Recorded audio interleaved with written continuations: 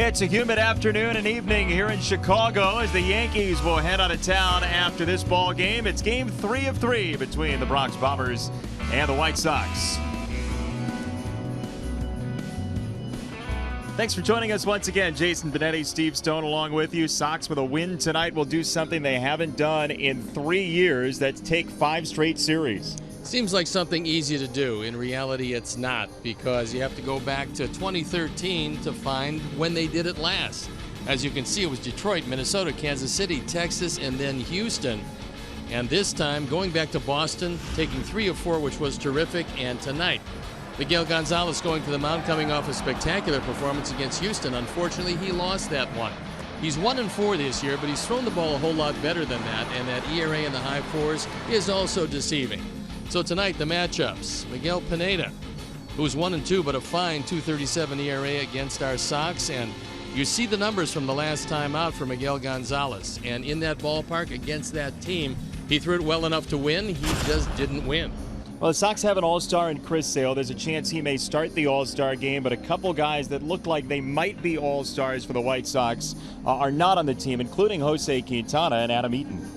Well, there's no doubt that Jose Quintana has had a good enough year, and I know you believe with the metrics that he should have made it. Yeah, he's one of the top 10 players in Major League Baseball pitcher-wise in terms of wins above replacement. He's got some great numbers other than that win-loss record. And I believe that Adam Eaton, with his 12 assists and the fact that he's hitting .277, he's made the adjustment very smoothly to the number 2 spot.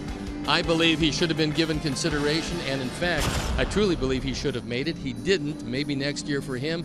He's having a Gold Glove year, and hopefully that batting average will rise like it did the second half of last year. I think he's been terrific in the first half. Well, the Sox will take heart in knowing they have 2 of the best players at their position in baseball, Eaton and Quintana.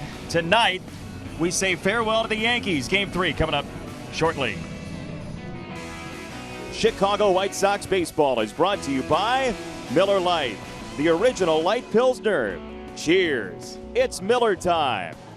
Honda. Start something special with a great deal on a Honda now at your Honda dealer.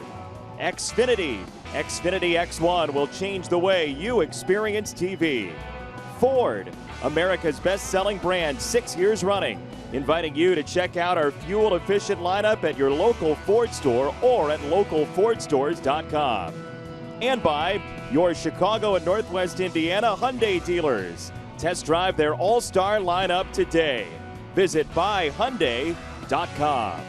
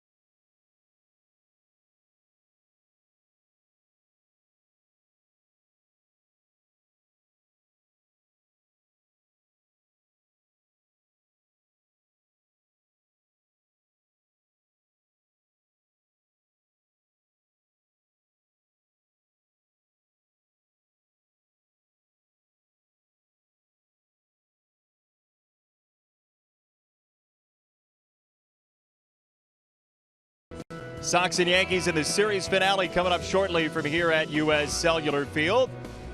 Chris Sale has been named to his 5th straight All-Star game. He's making his travel plans right now, and there's a chance he may start that All-Star game coming up in about a week, and that's an exciting proposition for both manager and player. He definitely deserves, a thought of that. Again, that's going to be up to Ned, and he can decide that. But is he deserving of it like anybody else? Absolutely. He's at the top of the list with anybody in the American League, and if they choose to do it, I think it's great. That would be such a thrill. I've always been there and seen the start of the game and just everything that goes into it, and I would be, like I said, I would be thrilled to do that and be honored. It's very important to Chris Sale. What's it like to start an All-Star game? I had one goal as a player, and that was to be in the bullpen and listen to the announcer say, and starting for whatever league, Steve Stone. I got a chance to do that in Los Angeles. It was a thrill. In those days, you could go 3 innings, and I did. These days, they don't allow a pitcher to do that, and I think that's best for the pitcher. But I think that it's a culmination of a dream to anybody who gets a chance. Chris Sale should start. Hopefully he will, and then he'll get to feel what I felt and a lot of other people before him. It's one of the great parts of your career. We'll see what happens for Chris Sale. The hope is that he will get to start that All-Star game. There's the jersey that he'll be wearing.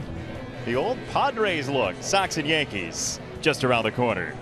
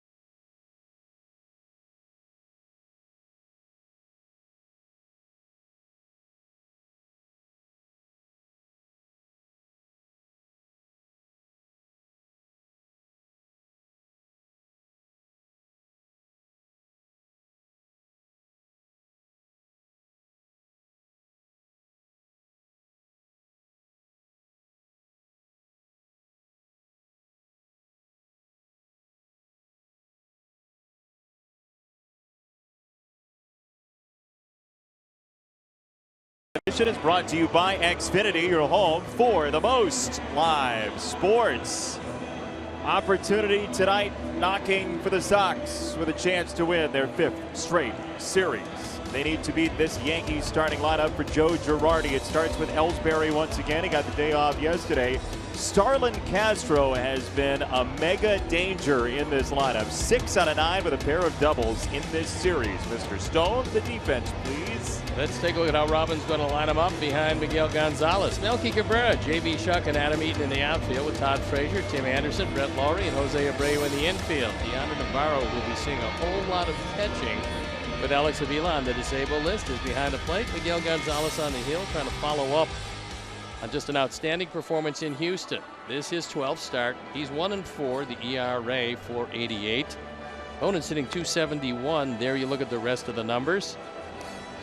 And hopefully tonight you'll be able to keep the Yankees off the board early. Let the Sox take the lead, because when you do take the lead at home, it usually works out well. So the umpires for the game this evening: Vic Carapazza behind the plate, DJ Rayburn at first. The crew chief, Bill Welke, is at second, and Marvin Hudson is at third.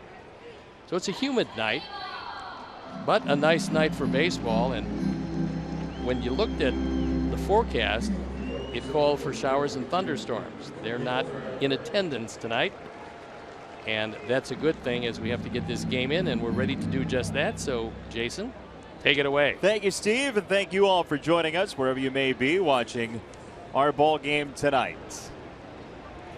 Miguel Gonzalez to Jacoby Ellsbury leading off for the Yankees, who are a game under 500.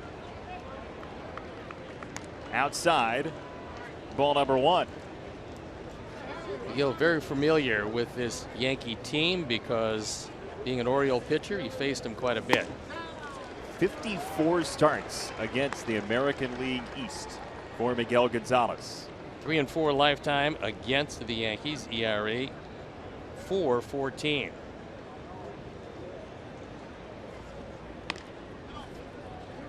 So a ball and 2 strikes on Ellsbury. Sox have a job to do tonight, and that is keep the guys at the top off base, because in the first game that the Sox won, they did just that. In the game yesterday, they didn't do that, and the top 3 terrorized the Sox and wound up with a Yankee win.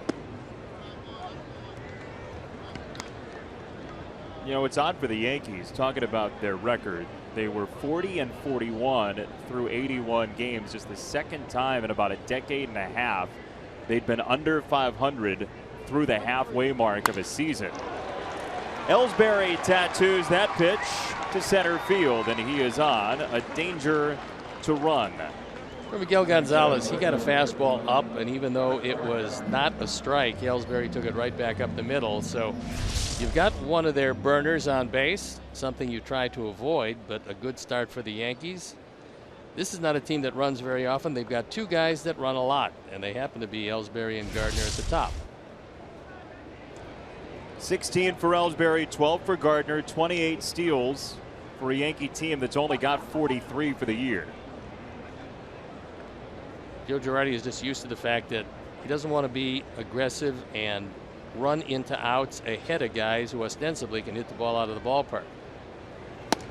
It's an interesting team, as we've talked about all series. You look at the names up and down the order, and Alex Rodriguez isn't even in there today, but Beltran, McCann, Teixeira, Brett Gardner, Jacoby Ellsbury before them, those are some big name type of players. And Beltran has having a year that has led him to the All-Star game. D.G. Gregorius having a terrific year. 2-0 from Gonzalez, who you mentioned that start against Houston. 2 earned runs, 7 innings, gave up the home run in his final inning. What did you like from that performance? I like the fact that he got ahead so that his split change became a factor. And getting behind Gardner is not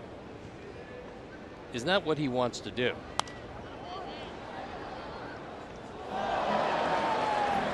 Now with the Yankees not hitting the ball out of the ballpark as well as they normally would, it'll be interesting for Joe Girardi, who is a former catcher who understands a pitcher's problems in the first inning, to see if he decides on a runner's count, a 2-1 count, to run with Ellsbury.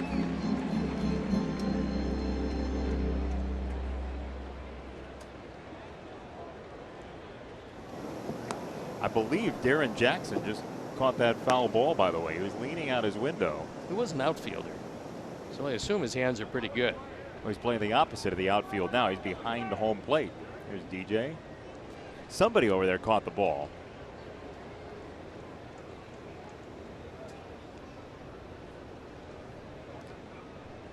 Two and one for Gardner. There goes Ellsbury. Left field side, Melky Cabrera watches it fly away. 2 balls, 2 strikes. So Joe did take advantage of the fact that he's got one of his 2 speed men on first base, decided to run with him, and Gardner on a high fastball sliced it foul. There's a look at the man who's managed his team for 9 years, Joe Girardi. Graduate of Northwestern, just down the road, chemical engineering degree. Good manager and a very smart guy.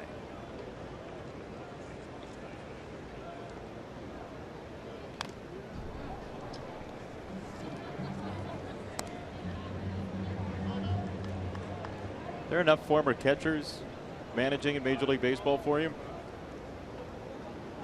Ideally, your catcher should be a leader.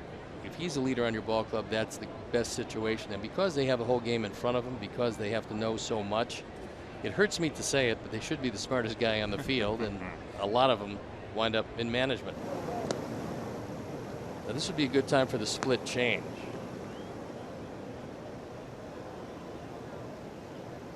because even if Gardner does make contact, his chances on that pitch of hitting it on the ground are very good if Miguel can keep it down.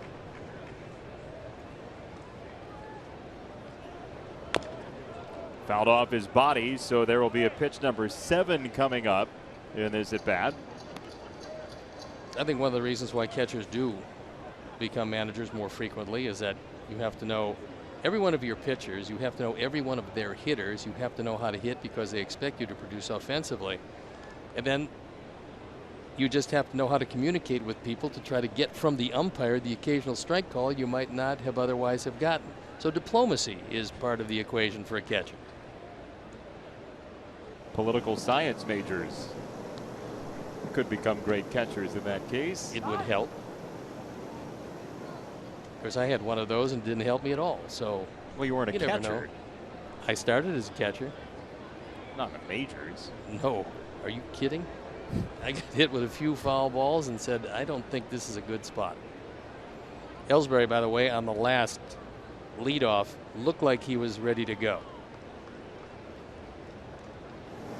And Gonzalez, thinking the same, tosses over there.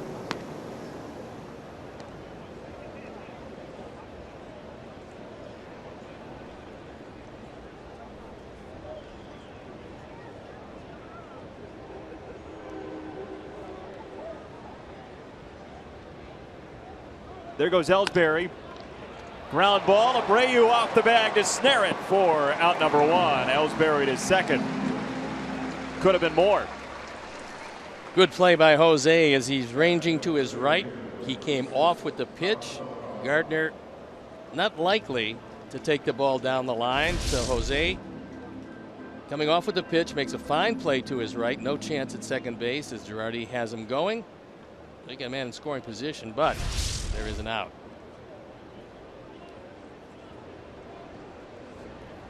Ellsbury with a very good speed in scoring position for Carlos Beltran. The now 9-time All-Star with that selection you were talking about earlier. Off speed for a strike from Gonzalez. This man you really have to be careful with. He's had a great year. 12 home runs from the left side, 7 from the right side. He's a better hitter right-handed. Probably a touch more power left-handed.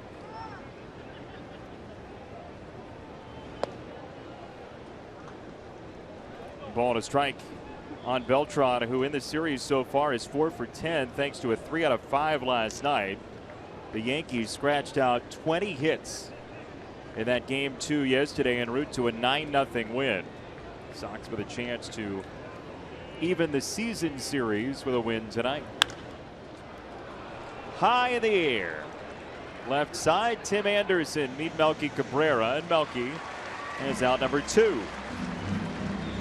Talk about the Yankees under 500 halfway through. Here's the streak with a winning record overall. The Yankees in major pro sports, 23 straight seasons. Spurs, Patriots, Penguins, those blue blood organizations as they stand. They've been a great organization for a long time, and you can take them back a couple of generations from that and take a look at some really dominating Yankee teams. Not that they weren't there, very successful, but the mid-1900s, unbelievably dominating. The one on that list, I mean, the New England Patriots for basically the entirety of the 90s until the late 90s, they were nothing. There was not a whole lot there, and they've turned into this dynastic NFL franchise. Check swing from McCann, 2 balls and no strikes to the Yankee catcher, who got the day off in favor of Austin Romine in yesterday night's game. He normally is a dead pull hitter, so if you're not going to throw it in under his hands, just slide it out away from him. Maybe get that ground ball to the right side. Pitch was away and low. 3 balls, no strikes with Teixeira on deck. Yeah, he's throwing to him like you have first base open, which you do, and better be careful on 3-0 because he's going to get the green light as you look at Mark Teixeira, who's been hobbled a great deal this year with leg problems.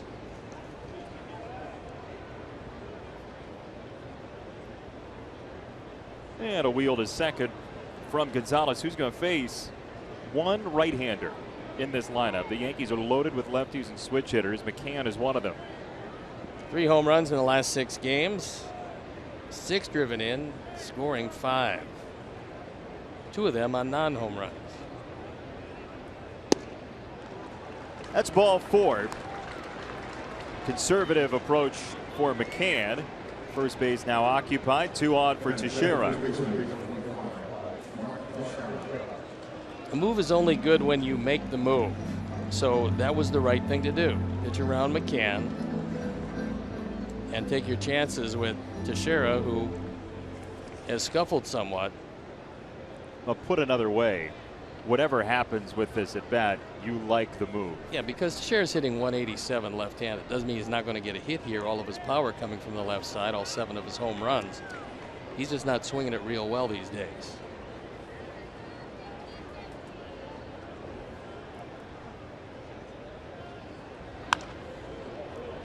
Rippled foul, strike 1 on Teixeira, who has really not had a good time with Miguel Gonzalez for his career. Although now that Gonzalez is playing for the White Sox, maybe that will change considering those numbers. 68 runs batted in 81 games against our Sox. Those are pretty stout numbers.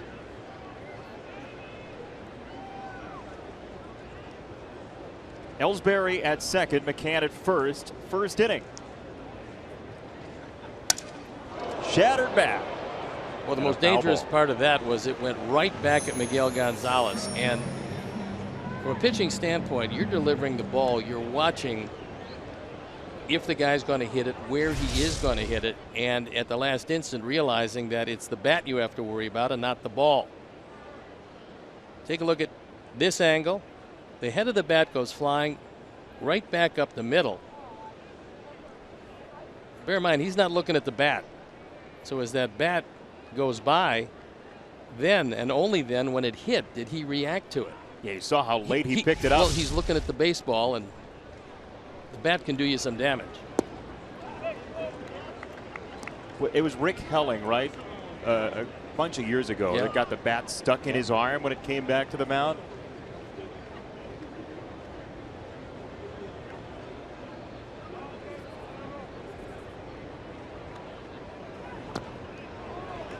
A little bit low, 2-2 on Teixeira as Gonzalez has thrown now 22 pitches in this first inning. Teixeira came to the big leagues with the Texas Rangers in 2003. In 2005 with the Rangers, 43 home runs, 144 driven in. Then with the Yankees, he led the league with 122 in 2009. Been with the Yankees since 2009.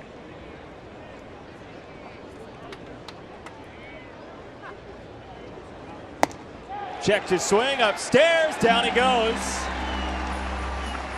Not enough willpower. Down goes Tex. No score after a half inning.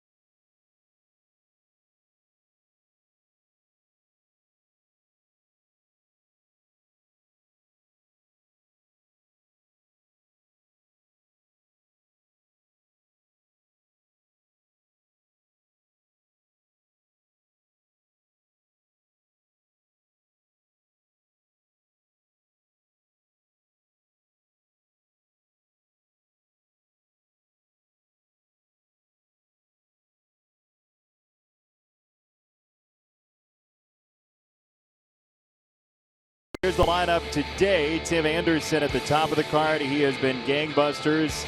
A lot of guys on streaks. Abreu's been on base in 29 of his last 30. Laurie now on an 8-game hit streak. They were shut out, though, last night. We'll see how they respond, Steve. Let's take a look at the defense, and now Joe Girardi is going to line them up behind Michael Pineda. Gardner, Ellsbury, and Hicks in the outfield with Headley, Gregorius, Castro, and Teixeira in the infield. Brian McCann behind the plate. Michael Pineda, who's gotten better and better as this season rolls along. On for his 17th start. He's 3-7. Don't be deceived by that ERA. Last few times out, he's been magnificent. 23 walks, 108 strikeouts. And so this is a guy that lives and dies with that slider. He had 12 strikeouts last time out, each and every one of them on the slider. So he's going to throw it. You just have to make sure you're swinging at strikes.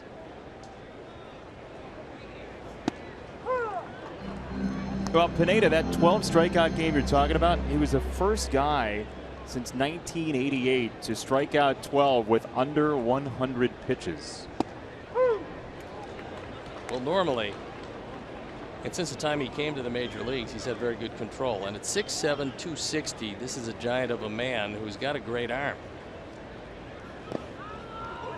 The only problems he's had, he's been staying healthy. When he's stayed healthy, he's been dominating. Came over from the Mariners. This being now his 4th start against the White Sox in his career. He's allowed no more than 2 earned runs in any of them. Anderson, a golf shot right side. Starlin Castro waves off Hicks. And one away here in the first.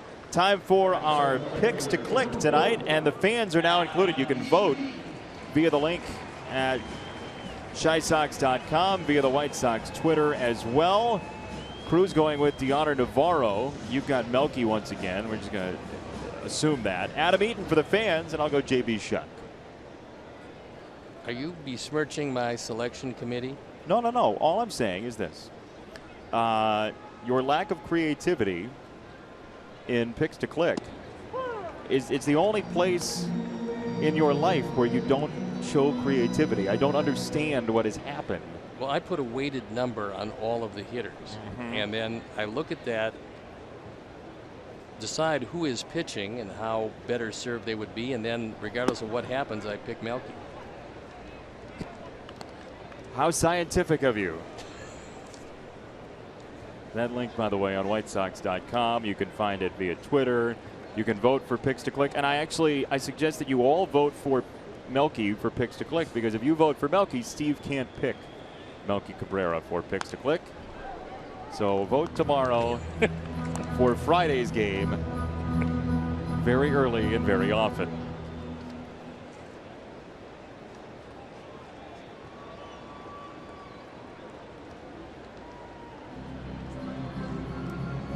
There's a look at my Melky. Yeah, he really is yours at this point. He just tipped his cap to you, too. How nice of him. I will say that Melky has friends all over the league. Swinging a bit, strike 3 and 2 down as Eaton, who normally is very good against the Yankees, is out here in the first. Yeah, Melky is a chronic hugger around Major League Baseball. He played with a lot of teams,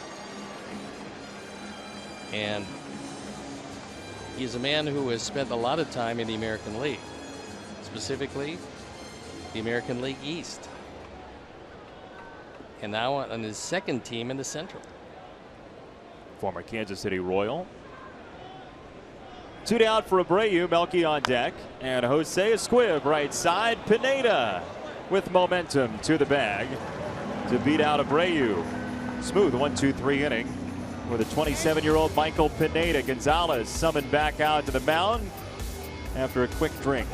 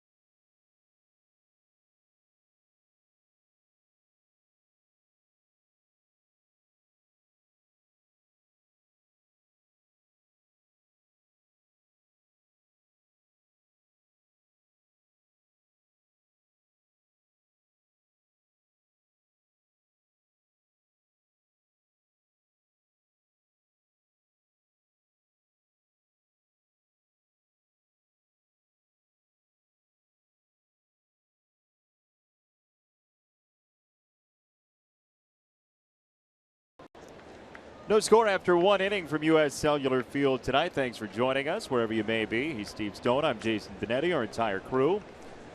Gonzalez takes aim at Starlin Castro, who takes a strike. He is 6 for 9 in the series. Yankees got 2 runners on in the first inning, including a leadoff single from Jacoby Ellsbury that went to center field. And a fly ball for Castro. Second baseman Brett Lawrie is there, and 1 away. That's more like it for Gonzalez. It's very rare that the leadoff man is on against him. 183 the average against the MLB average at 257. What does that do for a pitcher, Steve, when you're keeping the leadoff man from getting on, other than the obvious? Well, number one, you get to continue to throw from the windup. And that's important to a whole lot of pitchers who believe that they throw better from the windup than the stretch. The great ones, it doesn't matter how they throw. Some of the guys have taken to an almost stretch now on every pitch. So along with relievers who stretch anyway, it's not quite as important as it once was. But also with the first out of an inning, you have a much better shot at getting out of the inning, especially if that first out is one of their runners. As you saw with Ellsbury, who did get on, he got on a high fastball. And normally Gonzalez throws off-speed pitches about half the time this year on the first pitch of every at-bat. That's somewhat unusual. Downstairs at 93. Average fastball this year has been about 91 for Gonzalez.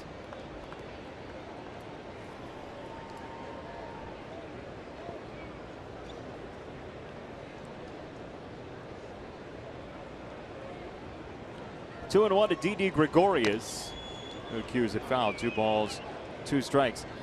Starting it at bat, you expecting more fastballs, especially first time through the order?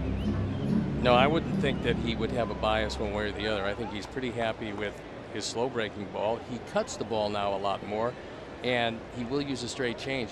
Not necessarily on the first pitch to guys, but I think he's got to be inconsistent. I think the worst thing a pitcher can be is consistent as far as his pitch selection is concerned. But on the average, more guys other than Gonzalez will throw heavier fastballs, more fastballs first time through the order. Is that right? Not necessarily. I mean, sometimes guys will be one pitcher the first time through and a different pitcher the next time through. It's personal preference. Into center field, Gregorius with his first hit of the series after not playing yesterday. I think everybody goes out with a certain game plan they want to use, and left to a pitcher's own devices, he will go with his strength first, then worry about the hitter's weakness, because if his strength coincides with the hitter's strength, then you have to figure out who's better. If he shows you that you can't get him out using your strength, then you have to go to the hitter's weakness, which might be your weakness also. Chase Headley with a runner on and 1 out. When you say first, do you mean first in an at-bat, or first time through the order, or both? No, just your thought process is, okay, I know my strength, so I'm going to go with that. Depending on what it is. Some guys are arm side strong, some guys glove side strong, some guys like to throw a lot of breaking balls, other guys want to establish their fastball first. Depends on what they feel is their strength. Sometimes your strength is a hitter's strength and you're not good enough to get him.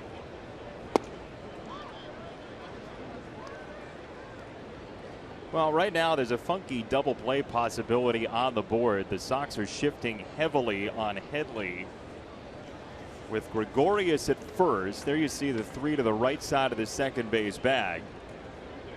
So Anderson would likely have to take it himself if it came that way. Headley's had a homer in each of the first 2 games, so he's swinging it pretty well, although for the year it hasn't been a banner year for him in the power department.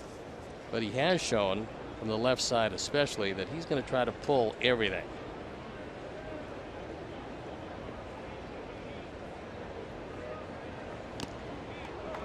Gonzalez comes inside that time and gets a foul tip. A ball and 2 strikes. That was a cutter because his fastball is anywhere from 91 to 93. That was 86 on his hands. Career against our Sox, 339 with 4 home runs, 9 driven in just 18 games. Those are Pretty big power numbers.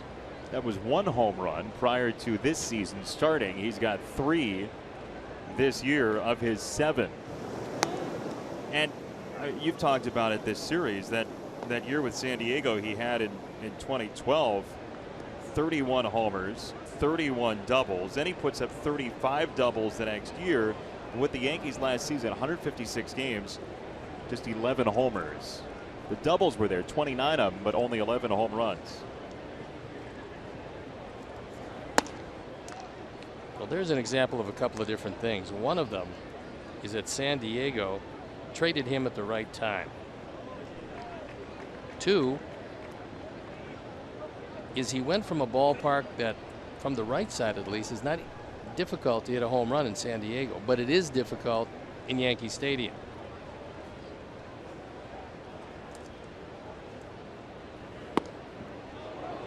Just off the plate with a fastball at 93. It's run full on Headley. So with Headley not having great speed, despite the fact he's only grounded into 3 double plays, we'll see if Joe Girardi wants to see some movement from Gregorius.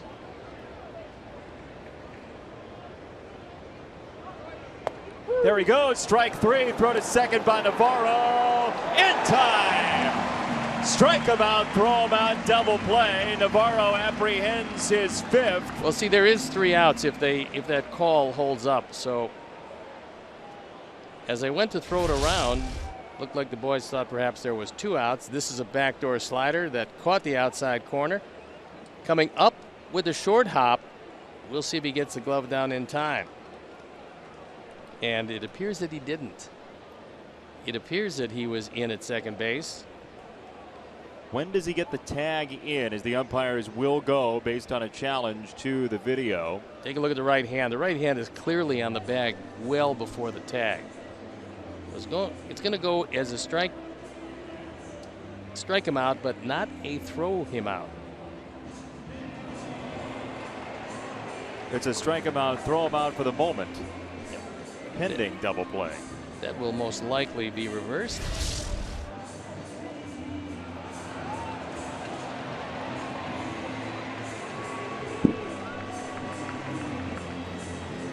This should be a pretty quick one, don't you think, Mr. Stone? You would think so. And there it is. Yeah, it is very quick. So the challenge works very well for Joe Girardi. By the way, they were playing Let It Be here at U.S. Cellular Field, as they normally do, in hopes that the call will stand on the anniversary of the first encounter, at least the first recorded encounter, of John Lennon and Paul McCartney. That is Kafkaesque. It's a long and winding road. 2 down, Aaron Hicks. Chance to drive in Gregorius. Hicks, a former #1 with the Minnesota Twins.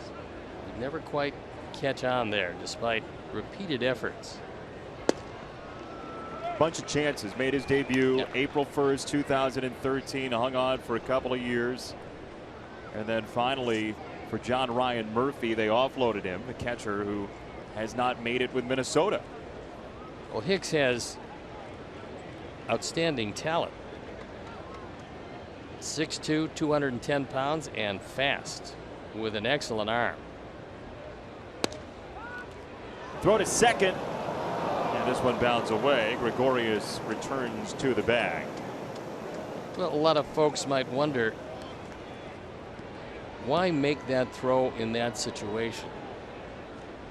With a shortstop running the bases at second, knowing that this is a possibility. The reason is simple.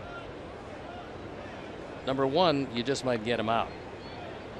But number 2, you shorten up the secondary lead.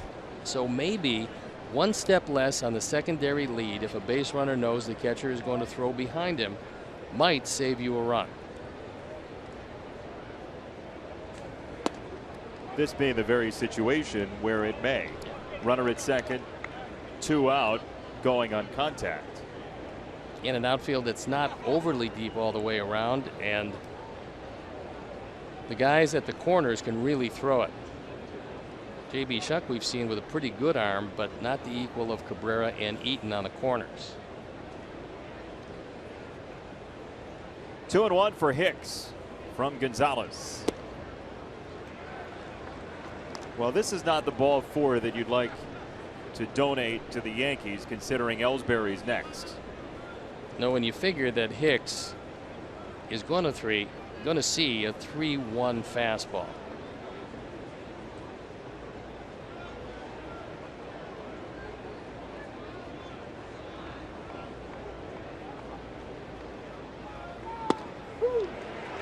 '89 on the outside half, 3-2. Actually, he cut that ball. Perfect pitch. And Ellsbury waiting patiently in the on-deck circle after his leadoff base hit last inning.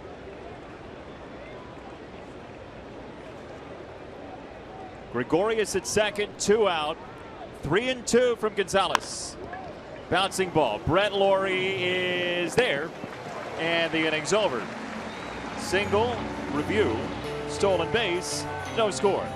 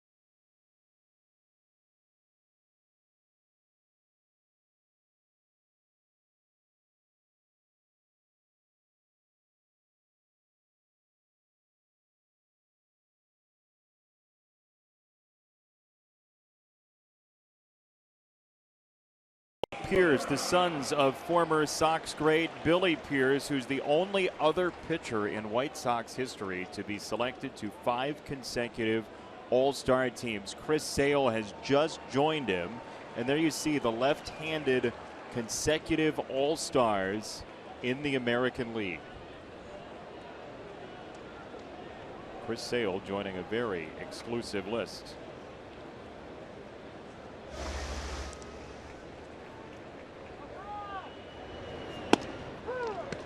You know what you've got to love about Chris Sale? You don't have to love about him, but hearing him in our pregame show and just talking about how much starting the All-Star game would mean to him, how important it would be to him, how cool it would be.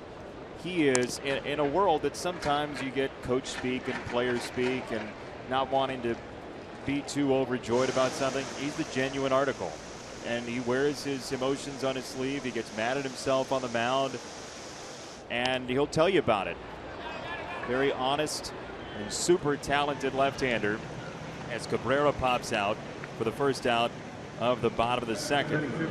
First 20,000 fans at each game receive a Merck's Cheese Spread game card. Good for savings on delicious Merck's cheese in the deli or dairy case at the local grocer.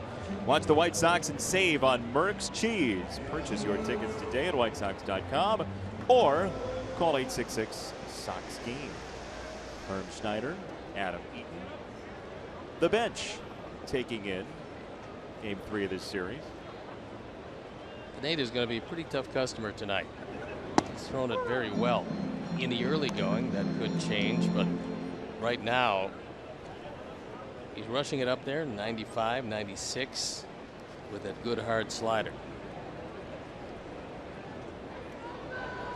he is striking out nearly 11 batters per 9 innings pitched, which is his career high. And he had some very good years prior to this season. Remember, with him coming up with Seattle, it looked like he was going to be a world beater and fit right into what was starting to be a great rotation. That slider, really only have one choice, that's to lay off it, because you're not going to hit it. And because the rotation is so quick, you can't identify it as a slider until it's too late. So it identifies to the hitter's eye as a fastball and then just goes away. 1-2 on Frazier. Sox looking for their first base runner tonight against Pineda. Up high with a fastball at 97. Here's a masterful at bat from Pineda. Throw it away with the slider, and then an eye-high fastball. 97 upstairs, looks like 100. Downstairs, you have some time. You can wait longer, drop the head of the bat on it. Much more hittable. Now Pineda, you would think he'd be a lefty by looking at his cap. Left-handers like to wear their cap off center. So does Pineda. Check swing foul from Brett Lawrie, who's on an 8-game hit streak with a slugging percentage at .431. There's a look at the hat from Pineda. And you see it's just a little bit off center. It's askew. And that too. It's an askew Pineda. Calling a strike on Lawrie. 12 for his last 31. A couple of hits in this series, including 2 RBIs in the opener. That Sox win on July the 4th. He cracks another one. Hit streak to 9 for Brett Lawrie. He had a 97-mile-an-hour fastball. The difference between this one and the one that he threw by Todd Frazier was that this one was belt high. The Frazier fastball was eye high.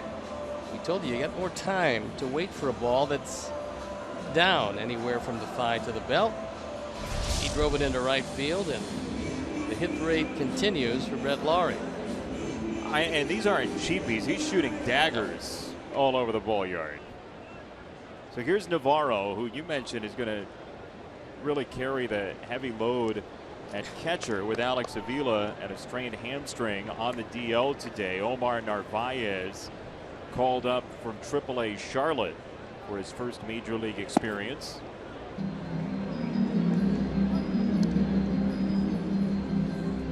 Sox do have against Atlanta that next series. Tickets still available. Sox and Braves.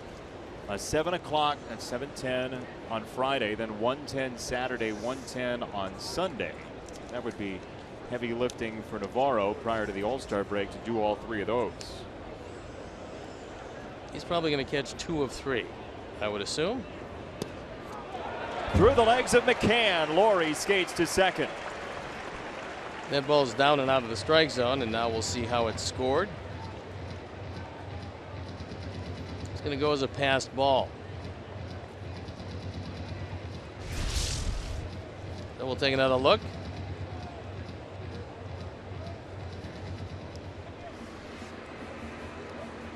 Looked like his slider just eluded McCann. So not only do you get the runner at second, but you have a very positive hitter's count, 2-0 on Navarro, who does have 1 hit and 4 tries against Pineda. That was a double.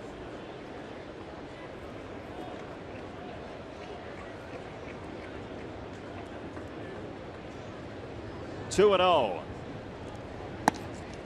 Way upstairs, slider that got away. Yeah, you would think at this point that he's not going to give Navarro anything too good to hit. And from the Sox perspective, you would think that Navarro would get a 3-0 green light because of the righty-righty advantage that he will have against Avi, who's in the on-deck circle.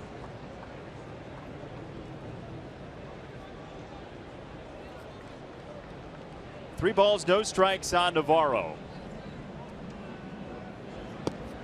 Ball 4. 2 on, 2 out. Remember, second inning yesterday, 2 on, 1 out for Avi Garcia.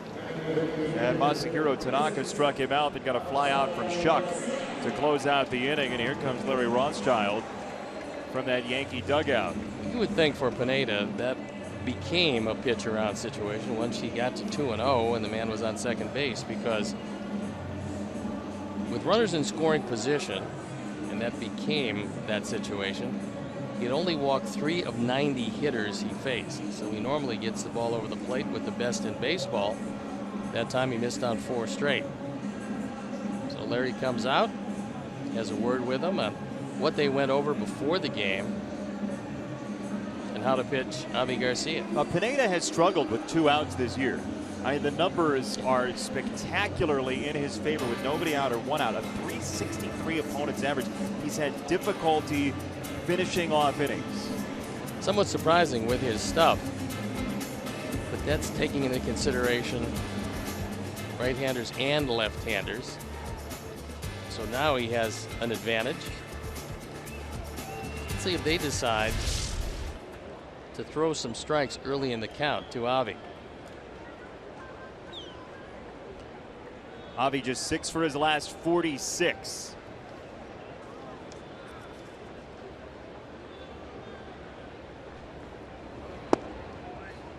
Inside, ball 1. Sox are going to run on Gardner. They're going to run on Ellsbury. And Hicks is fairly deep in right field, but he's the one guy that can throw some in that outfield. Sox certainly pressed the issue in the opener, scoring 8 runs.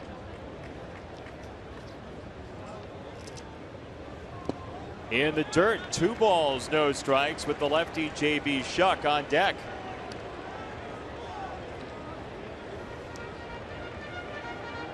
Now where do you go if you're Pineda, already down in the count, 2-0, back inside?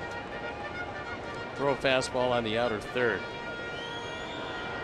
But that assumes that he's feeling pretty good about his control.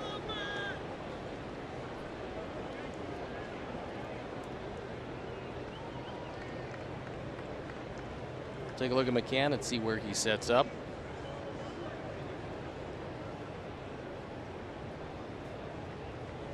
Outside, and that catches a firm amount of the plate. 2 balls, 1 strike. McCann set up late, and one of the reasons why catchers will do that instead of just shifting to the outside part of the plate early is they're afraid the runner at second base is going to give location. He's not going to be able to read the pitch sequence, especially if you're a second baseman, which Brett Lawrie is. But it's not difficult to give location if a catcher sets up early, and you see McCann in the middle of the plate here. Through the left side for Garcia. Lawrie around third. The Sox take the lead. Avi Garcia strikes again with runners in scoring position and 2 out. He got a slider that didn't break a great deal and took advantage of it through the left side. He was trying to hit the outside corner with this, and it didn't do a whole lot. So Avi driving in a big run, his 28th of the year. And then, as we told you, they're going to run on Gardner every chance they get. They've been doing it all series, and no reason to stop here tonight. Avi Garcia is now 12 out of 27 with runners in scoring position and 2 out. That equates to .444 for the season. You also brought up the stat about the problems Pineda have had with 2 outs, which is somewhat unusual for a guy who's been throwing the ball much better lately. He's just been airtight early on in innings, and things have blown up against him late.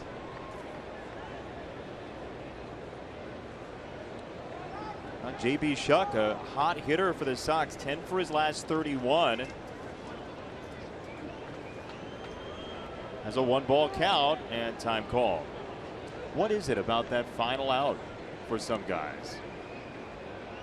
Psychological more than anything else, because it's nothing he's doing physically.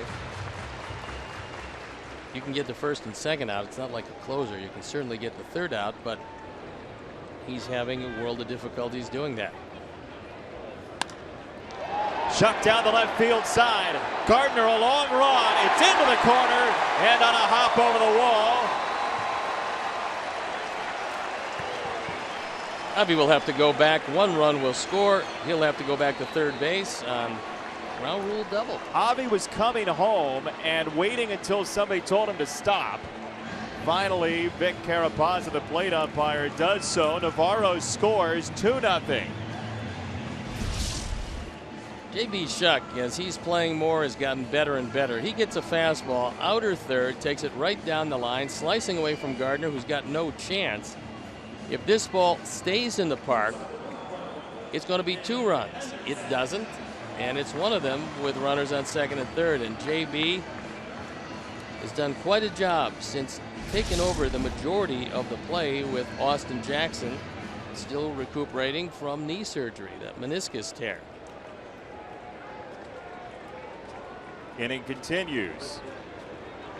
Anderson, the batter.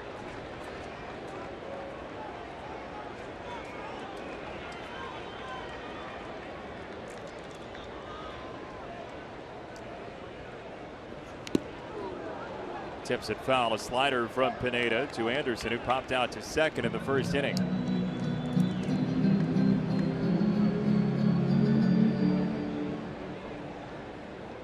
You can see how this can become psychological as far as Pineda is concerned. Is the last 12 games, Anderson hitting .327 and hitting the ball out of the ballpark. It's psychological in that the first 2 hitters, the stuff was overwhelming. And all of a sudden the base hit to Lowry and he's really had trouble. Slider city for Anderson, 2 strikes.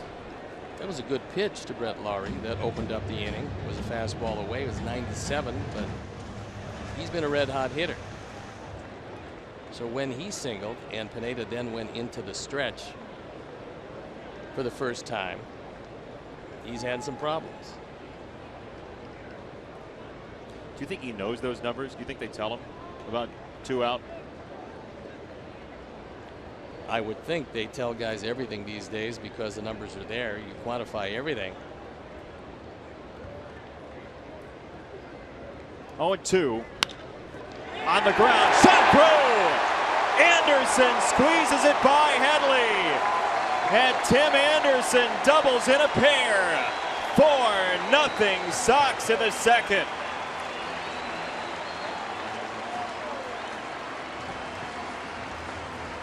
He's now driven in 10. That was a slider that didn't hit the outside part of the plate. Look at McCann. This is the problem for Pineda, and maybe for him it's just out of the stretch. But that slider wasn't even close to where he wanted it. Headley couldn't get to it. And a big 4 spot up on the board here in the second inning. And normally when Anderson gets 1, he gets at least 2. Half of his games as a White Sox player have been multi-hit games in his first 24, and Joe Girardi can only watch this interminable second inning. This was 2 out, nobody on. 5 straight have reached, 4 have scored, and Adam Eaton takes ball number 1. Larry Rothschild's been a good pitching coach for a long time, but when you see something like this happen, completely missing his spots after 5 straight hitters and not missing his spot at all, you say to yourself, maybe he's not taking enough pitches from the stretch during the warm-up before the game. And that would be one of the things you would look at. Again, I'm sure that they have brought that to his attention, but he's missed his spots drastically. That was an 0-2 pitch and to again, Anderson. Yeah. You know, it was down, but it wasn't way away. On the ground, Starlin Castro tosses out Eaton, but the Sox with a mother load with 2 out, 4 across. Big lead after a pair tonight.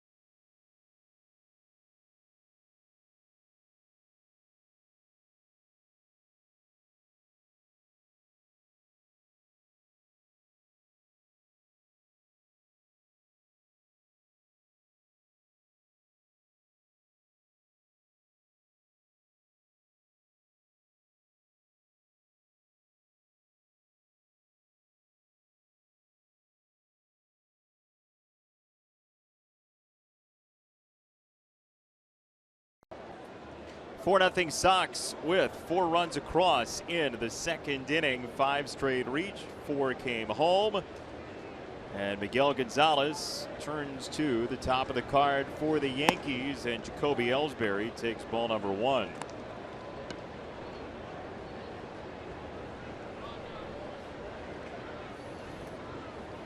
A 4-run lead, and now a good opportunity for a shutdown inning with the top of the order.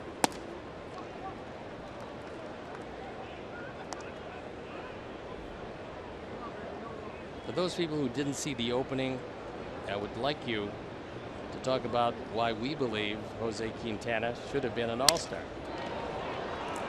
That's into right field for Ellsbury.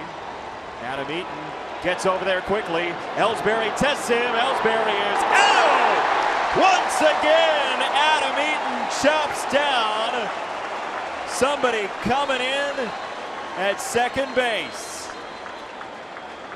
They may want to take a look at it. Joe Girardi is standing outside the dugout, but a perfect throw by Adam Eaton. The question is, did it get there an eyelash?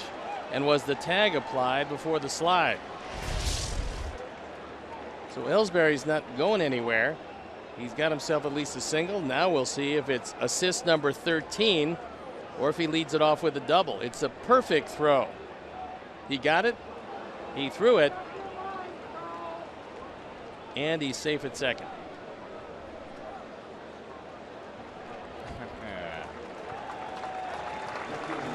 Nope, he's not. He's out at second. The Yankees are not going to challenge.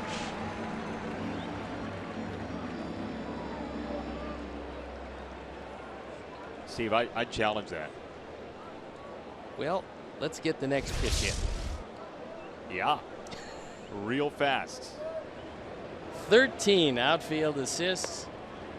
And when you explain why you believe that Jose Quintana should have made the All-Star team, I will explain why I believe that the man who just made that throw should have made the All-Star team.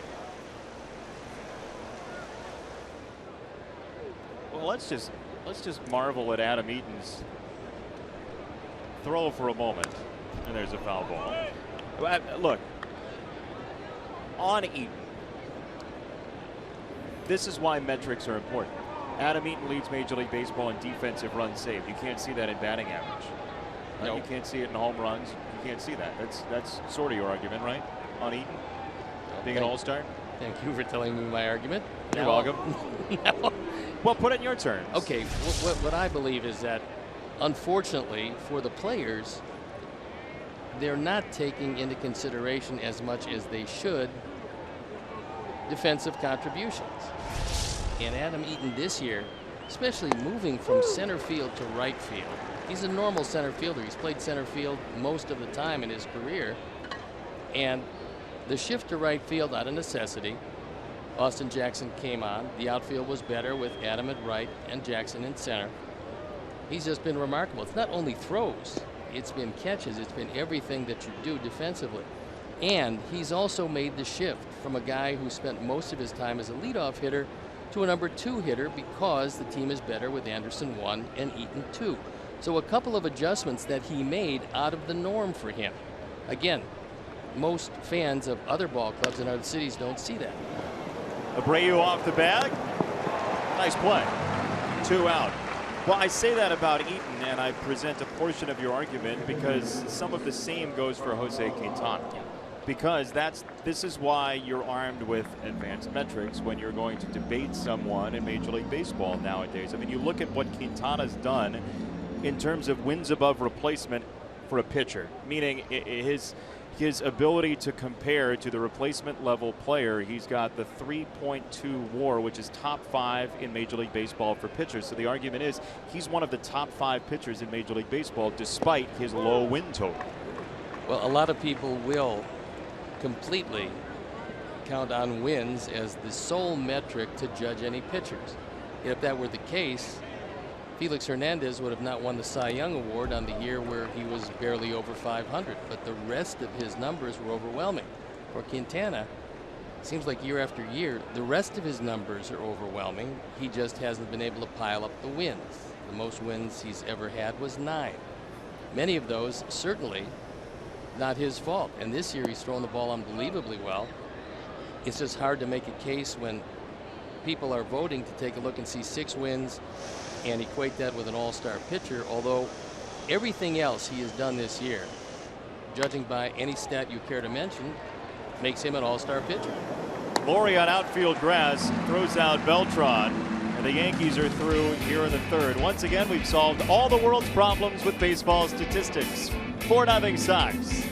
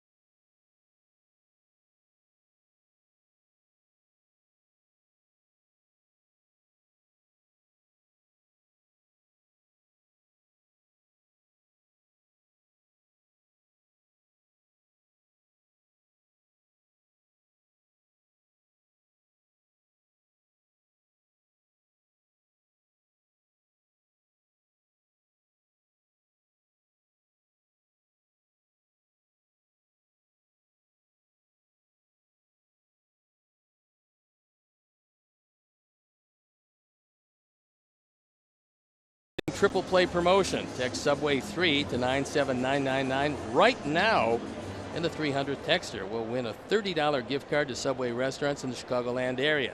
Subway, fresh is what we do. We do. We do. Hitting is what the Sox did in the second inning. 8 batters, 4 runs. Michael Pineda back to the bump against Abreu and a strike.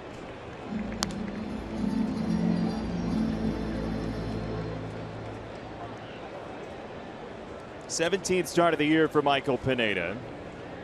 The final game for the Sox and Yankees in the regular season this year. Sox with a chance today to pick up a game in the division. With a win, they would be 7.5 back of first place Cleveland, which fell to Detroit in a big way by 10 runs earlier today. Detroit took out their frustrations going 0-11 against the Indians by pummeling them today. And so the Yankees have an interesting dilemma ahead of them, because after they leave here, they will take a look at the Cleveland Indians for 4, then the All-Star break, then they're at home, but they play Boston, Baltimore for 4, and San Francisco. That's a killer homestand with some very good teams coming in. And their prize for leaving home is 3 at Houston. And so in that stretch before the trading deadline, if they're sitting there 10 or more back and maybe 6 games back or so in the wild card, they're going to divest themselves of a couple of their left-handed bullpensmen, and they're good ones. There you see the East. Toronto, Boston 3.5. The Yankees sitting at 7.5 with some killer games coming up. Baltimore already a winner today in extras against the Dodgers as Abreu goes hunting upstairs, and 1 out for the Sox here in the third. So with a lot of people absolutely salivating over the chance of getting Aroldis Chapman or Andrew Miller, and the thing with Chapman is going to be a free agent anyway. They're going to lose him and get a draft choice if they don't trade him. You can bet that he'll be on the market, and there's a lot of teams that will give up a whole lot of their player development and scouting systems to get him. not that this is ironclad, but there was a story a couple of days ago before this series started in one of the papers about how the Yankees told Andrew Miller he's not going to get traded, and he would be the least likely guy just because of team control, right? To be dealt in that bullpen? He has a really nice, long, fairly friendly team contract. And because they love him at the back end, and they have Dellin Betances, who is a perennial all-star at this point in his very young career, they make a dynamic twosome. And because you're going to lose Chapman, he would be the guy. Yeah, it was a 4-year deal in 2014 for Miller, so he's through 2018. And I'm sure the Yankees certainly believe that they're going to not trade Miller under any circumstances, including if the Angels offered Mike Trout for Miller. I'm sure they would say, you know, Andrew, we told you we're not going to trade you. We got to turn that one down. Everybody's tradable. It's outside, 3 balls and a strike on Melky Cabrera. So you're saying that sometimes the deal, sometimes the promise, a little fringy. I know what we told you, but you know, for the sake of the ball club, you know, your ball club, the one you used to be on before we traded you just a couple days ago, But odds are overwhelming that's not going to happen, and I believe him because Miller's a good one, and Miller and Betances at the back end are excellent. In the air left side from Melky Cabrera, and roaming foul. Well, you hear it all the time at the trade deadline. We need an extra reliever. We need an extra starting pitcher. They've got extra relievers all over that Yankee dugout. Well, this year there are so many teams that need a meaningful middle to top of the rotation starter. Goes through Pineda, and Didi Gregorius handles it for out number 2. That ball hit awfully hard, and Pineda was able to get out of the way of it, which isn't easy for a guy 6'7", 260. But because it hits the mound, goes right through his legs, and then bounces straight up in the air, Gregorius able to coast over and make the play. Again, everybody wants another arm in the bullpen. If it could be left-handed at the tail end, that would be ideal.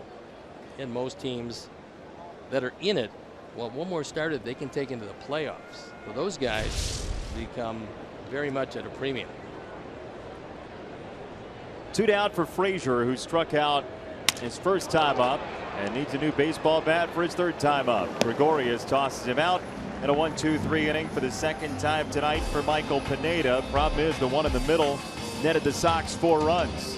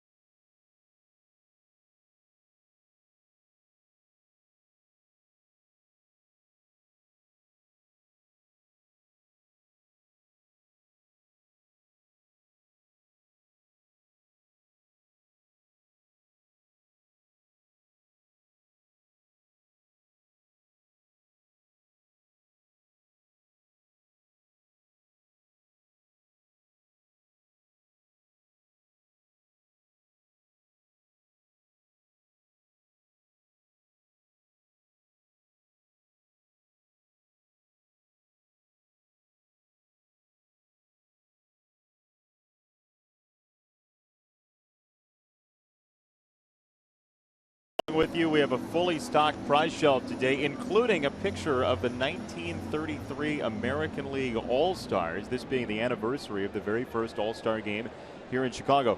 You can't win that, though. It's just on the prize shelf for decoration. It's on loan, actually, and so it's really a nice artifact because Babe Ruth did hit a home run in that ball game, and it was at Comiskey Park, which was right across the street. Yeah. So a memorable All-Star game. That's on loan from the Scott Reifert collection to the prize shelf. Just any number of things that are on the prize shelf that you can't win. Well, you can't have the gnome. Okay. But you can have the Big Hurt cookbook, and you can have the Todd Frazier bobblehead, which is not from the Chicago White Sox. But you solicited that. Where did you get it from? Yeah, it's from the Louisville Bats. The fine folks in the International League in Louisville sent me a Todd Frazier home run derby bobblehead that you can win in Sox Math coming up shortly. McCann into the sky for Laurie. And one away. You're talking about the 33 All-Star game. First ever All-Star game hosted in Chicago as part of an exposition. And Babe Ruth homered in Yale's first All-Star game at Comiskey Park. I was always very surprised at a guy who was ostensibly a very big man taking the shortest steps of anybody around except for my friend Michael Rasner in Houston. One out for Teixeira. Strike called. It's really an interesting story. I mean, the mayor at the time said, look, we want this exposition, this Century of Progress International Expo to be a big hit here in Chicago, as this ball is foul. And so he started talking to the Tribune, and the publisher, Colonel McCormick, said, we'll talk about it. Went to the sports editor at the time, Arch Ward, who said, I've got this idea. We're going to do a game of the century type baseball game, as the story goes. And Arch Ward believed so heavily in this first All-Star game that he said, whatever losses we incur, take them out of my paycheck. That's pretty impressive. You were aghast at that. You've never said that.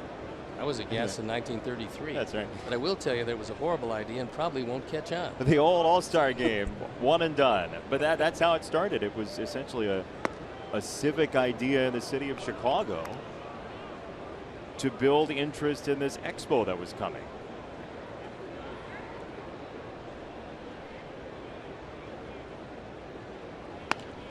Line drive up the middle. Tim Anderson was shifted. He no longer is. And Teixeira is finished. Sox Math tonight. Hashtag Sox Math. First correct answer on Twitter wins a prize. It's easy tonight. Sox home win total minus the Yankees road win total. Multiply the number of vowels in the first and last names of the White Sox regular first baseman. It's Jose Abreu. Count the vowels. Add Tim Anderson's age. That's your Sox Math question for tonight. Boy, after the one last night, the Tournament of Champions, you really dialed this one back. And a young Justin Bieber. Strike one to Castro. I mean, there are going to be some slight change to Sox Math second half of the season. We may go easier at the beginning of the series and harder later in the series, like the New York Times crossword puzzle. So a traditional Sox Math early and then getting much tougher later on. Now easier than traditional first day of the series. Game 2 traditional. Game 3 a little bit harder. About a 4-game series. Impossible in game 4? Yeah. Calculus. Cotangents. We're not very short on tangents in this booth. Ball and 2 strikes for Castro. 2 out, bases clear. 4th inning. Sox got all 4 of their runs in the second. Up high for Castro. 2 balls and 2 strikes. Meantime, Miguel Gonzalez, who had some problems in the first inning, has not had many problems after that. And what might have turned into a problem was taken care of by Adam Eaton, cutting down Ellsbury at second base after a leadoff single, trying to stretch it to a double as he's done so many times first half of the season, carrying it over into the second half. A high pitch count. That's because of an overwhelming pitch count in the first inning.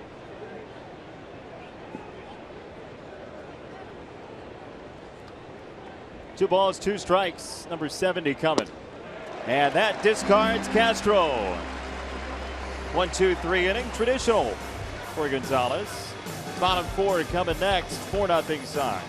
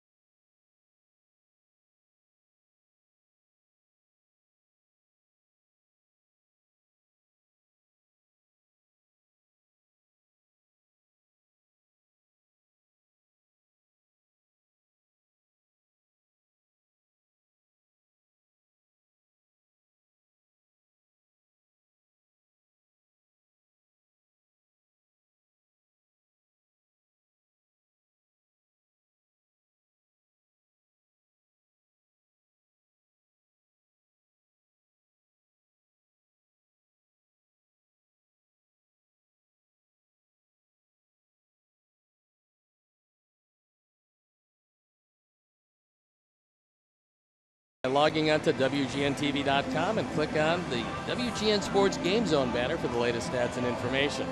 Sox Game Zone is powered by Dot Camera, family owned for 125 years, handling all your photographic needs. Dot Camera, where the focus is on you.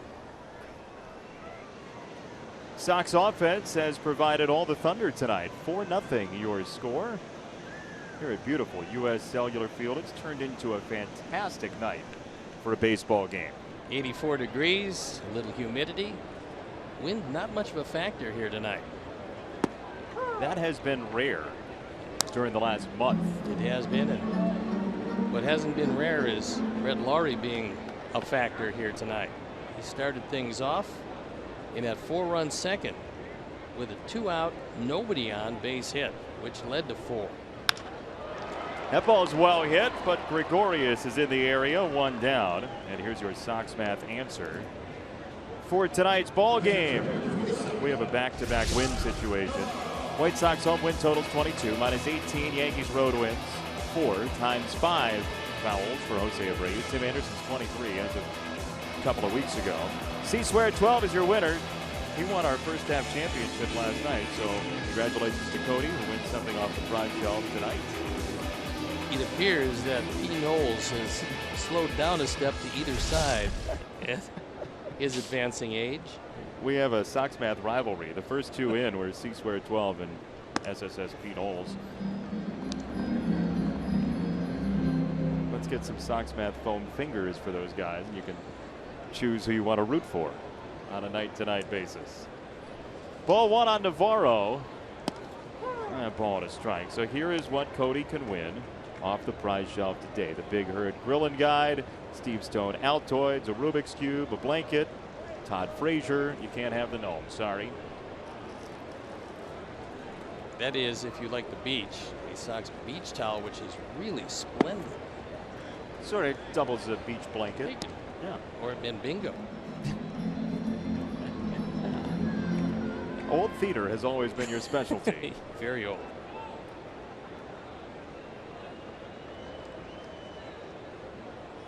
Two balls and a strike on Navarro. 3-1 to the Sox catcher.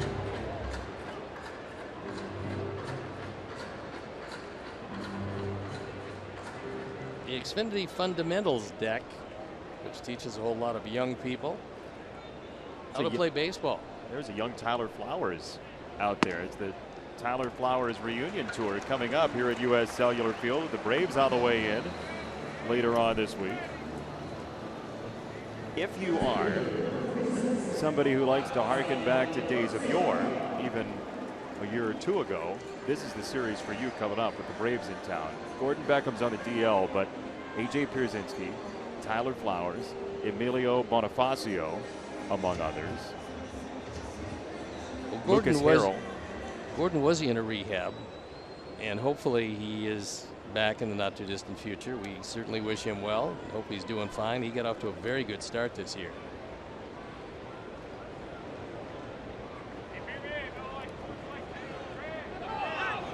And Navarro's caught in between. Navarro is out.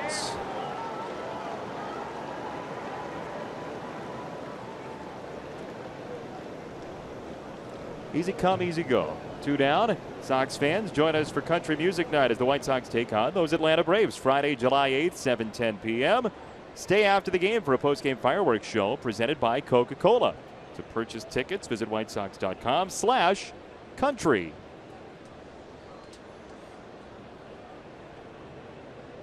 Score that 1-3-4 on the caught stealing for Navarro. He got a very good start. He certainly did. That was essentially the tortoise and the hare replayed here at U.S. Cellular Field.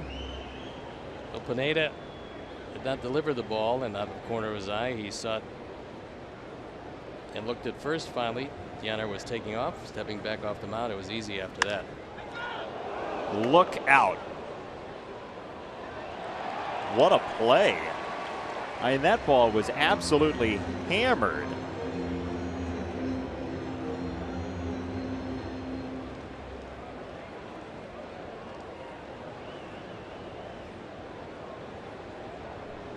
She's ecstatic, as well you would expect.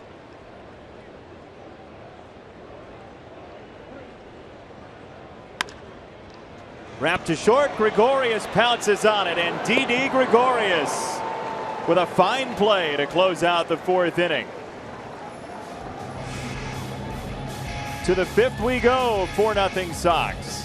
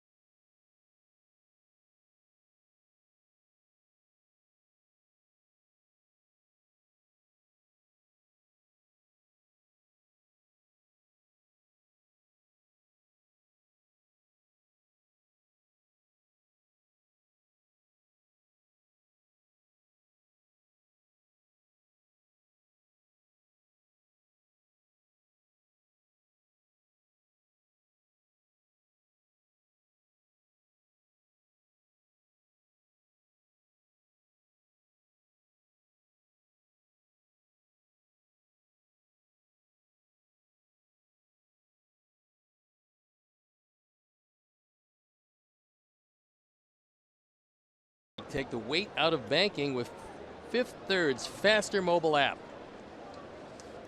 I use that mobile app. It's very fast. They are the, well, what would you call them, of your vast fortune? Proprietors of your vast fortune? Yeah, the squatters upon. Yeah. It's a good bank. Yeah. I've been a customer there for more than a decade. Wow. Yeah. Fifth third. A ringing endorsement. 1 strike to Didi Gregorius. And a line drive to left for a base hit. He is 2 for 2 against Gonzalez. 2 of the 4 Yankee hits. In fact, he's got 2. Ellsbury's got 2. Sox fans, join us as the White Sox take on the Detroit Tigers Saturday, July 23rd at 6:10 p.m. For his 20,000 fans, get a 1976 navy blue throwback jersey presented by Xfinity. Xfinity X1 will change the way you experience TV. Purchase tickets today at WhiteSox.com or call 866-SOX-GAME. I want one of those. That's a dandy. It's a good looking jersey. Here is Headley, who takes a strike. You look good in that jersey. I did. It didn't look good, but I had the jersey on. It was in one of your facial hair tragedy 77, 78. Southside Hitman. Very exciting.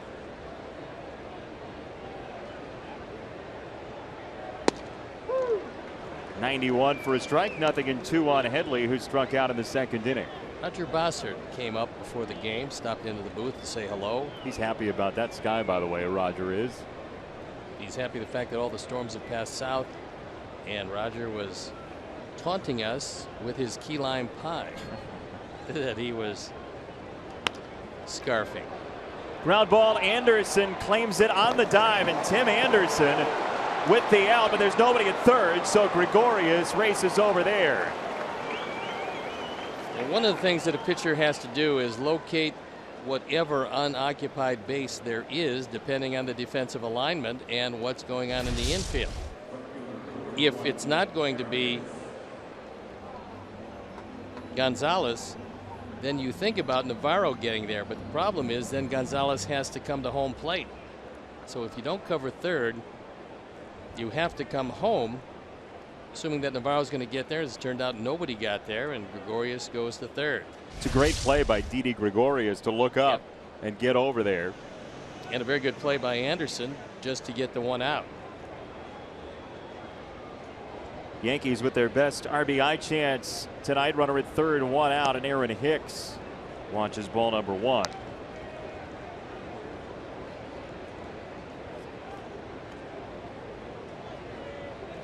Yankees did have 2 on, 2 out in the first. Teixeira struck out in that scenario on a 2-2 pitch from Gonzalez.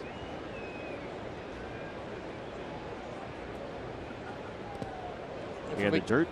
Yeah, for Miguel in that situation in the first inning showed that he was a veteran, understood the situation, because McCann's very dangerous. And Teixeira, at least at this point, is hitting in the 180s left-handed, so he literally pitched around McCann, walking him without intentionally walking him, and then got out of the inning by striking out Teixeira.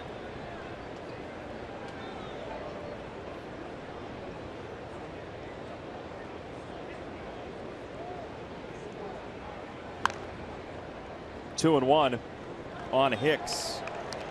You're talking about Roger Bossert and his dessert choice tonight. And there's look at Roger, and I mentioned to him that Didi Gregorius thought he had a horrible field because he was charged with 3 errors in the opener of the series. Roger has the opposite of a horrible field. Yeah. He is the best at what he does. And just about everybody in baseball will tell you how good this field is. That's a pop-up. Gregorius is pretty quick, but not that quick. He's not going to try anything and just anchor himself to third. Big out for Gonzalez. Roger had his work cut out for him before the game today. There was a pipe that burst down the third base line, and that's a lot of digging in order to take care of that field. But the Sox grounds crew, headed up by Roger, took care of it. Now the field's playable. They certainly got it done and then resodded it. So it looks like nothing ever happened. However, there was a whole lot of work that went into that. Inside to Ellsbury, who's 2 for 2. You don't realize how much work. I mean, Roger and his crew are out here day and night taking care of this field.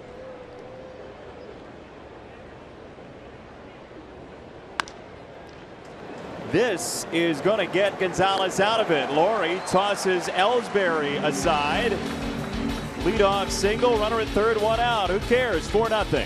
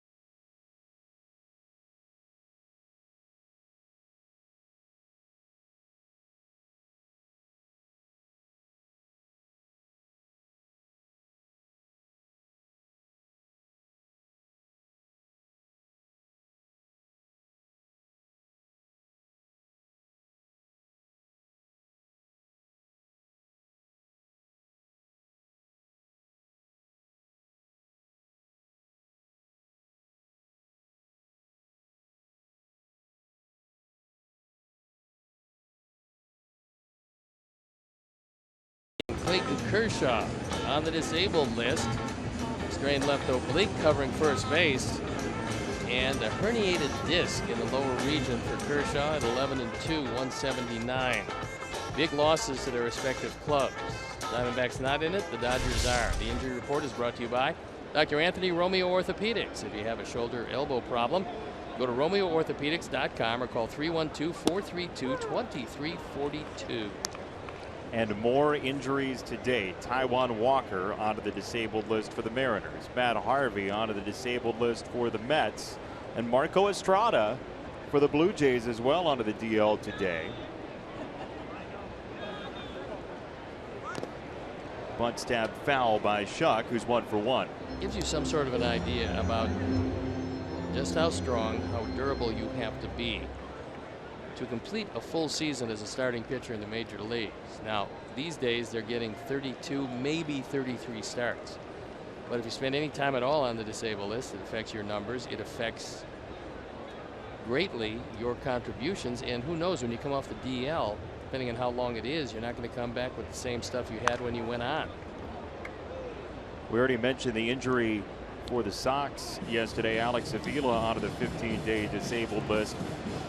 We told you Omar Narvaez was called up from AAA Charlotte, but in order to make room on the 40-man roster, the Sox had to make a corresponding move. They transferred Jake Petrichka from the 15-day DL to the 60-day DL. That longer DL doesn't count against your 40-man roster.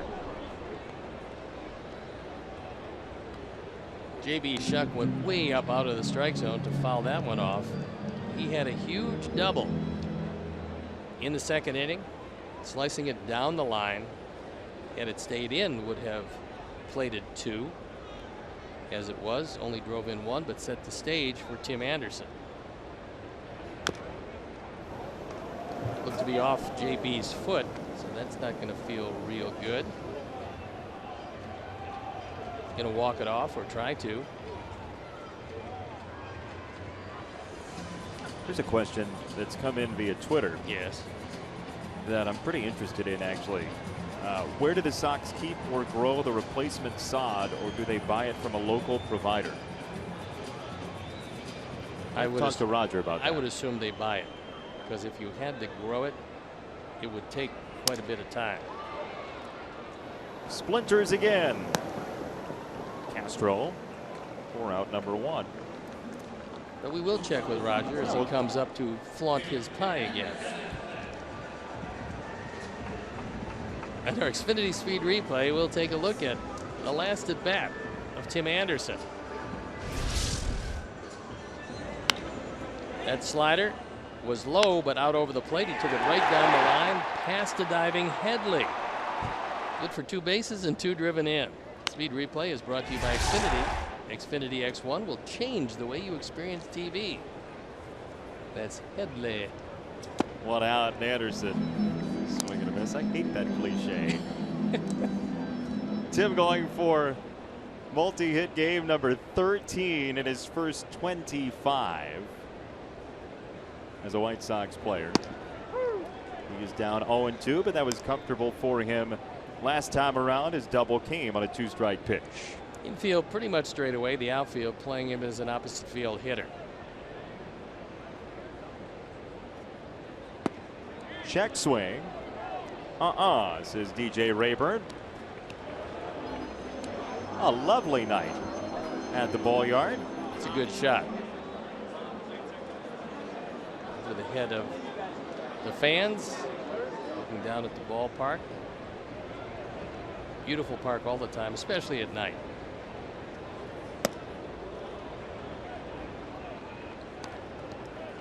This is one of those nights that you think about when you're a young fan. You're in school, it's April, you can't come to the games during the week that are day games because you've got school and all that. This is the night you dream about when you're a kid. Come to the ball game, beautiful night, Sox are leading. Anderson tips it into McCann's glove, and strikeout number 4 for Michael Pineda. There's a couple of young fans who are certainly enjoying this one. And one of the things, I mean, it's always great to visit the concession stands. We have wonderful food here at U.S. Cellular Field. But as a kid, that's one of the things you think about. And I remember my father having to empty out his pockets many a time to get me whatever any vendor who happened to pass in the same area code as me was vending. Is that right? Yeah. I took full advantage of it. Eating a bunt foul. Every inning you ate something, essentially, right? You were that kid? Well, and this is true. It sounds like an exaggeration, but I actually got sick at 13 straight games, and my father told me if I didn't stop eating everything that was offered, that he would not take me to any more games. Wow. Yeah, it got that serious. That's a strike. That one, it looked like went right through McCann's glove. I guess it tipped off it.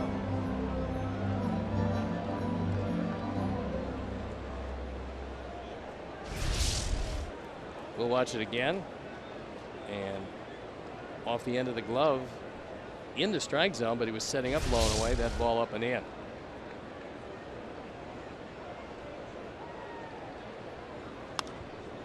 Shank foul by Eaton. It was really the only place where you could see vendors actually bringing you things. We didn't have those at home, so that's a lemon chill. That's good. You must have had that here as a young Bonetti watching the White Sox. I love the lemon chill. That was love one it. of your faves? Yeah. You know, as we get older, though, the vendors are getting more and more exotic. You know, it used to just be hot dogs and Cracker Jack, and now vendors are coming around with all kinds of different things. Well, you guys were up at the booth in Houston. I went on a little vacay with the Sox and passed by, margaritas. That's exactly what I was just about to say. They had these like 3-foot tall margaritas that they were coming around with in Houston, like $14. So after the first 4, how'd you feel? Looked like Mardi Gras. Not me, the drink. Castro takes care of Eaton. Well, enjoy your night. 4-0 Sox the lead.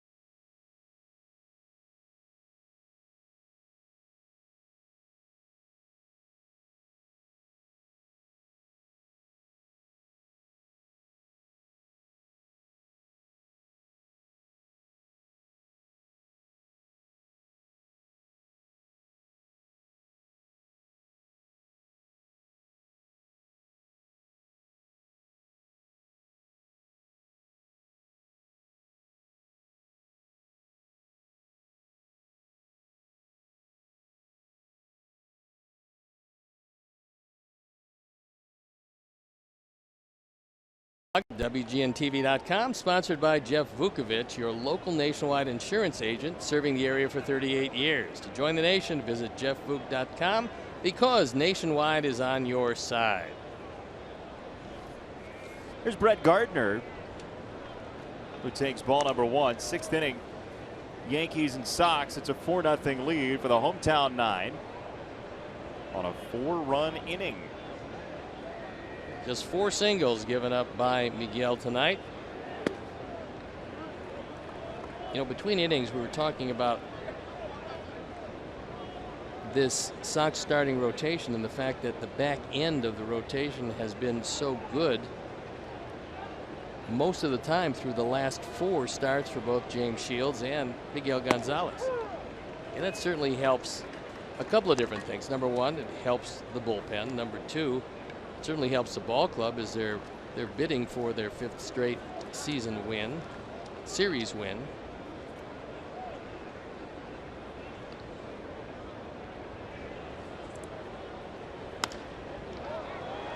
In the air, left center field. This is trouble. Melky ranges over. He was shaded toward the line. A lot of ground to cover. Melky got there. And for that defensive play alone, he deserves to be the pick to click. Covering a lot of ground. Melky makes the play.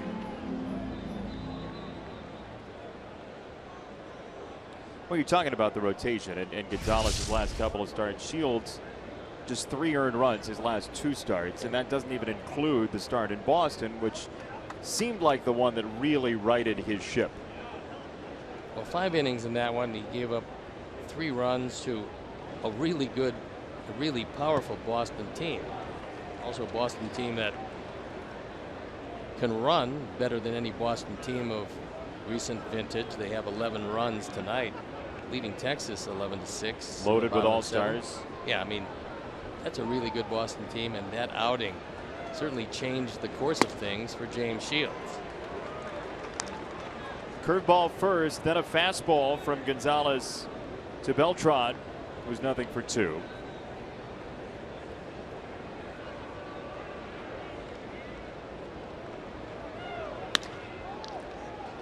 Abreu from his knees for the 2nd out of this 6th inning. And we remind you that Sox fans, join us as the White Sox take on the Detroit Tigers Thursday, July 21st at 7:10 p.m. First 10,000 fans get a free Chris Sale t-shirt presented by the Village of Bedford Park.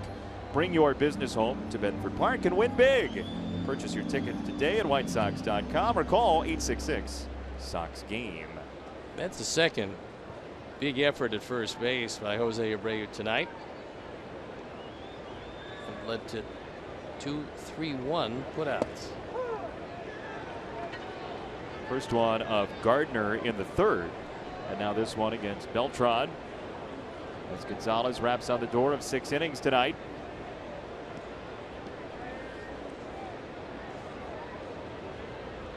It was a long first inning for him. 2 on, 2 out, got through it, got the strikeout of Teixeira. And rather smooth since then.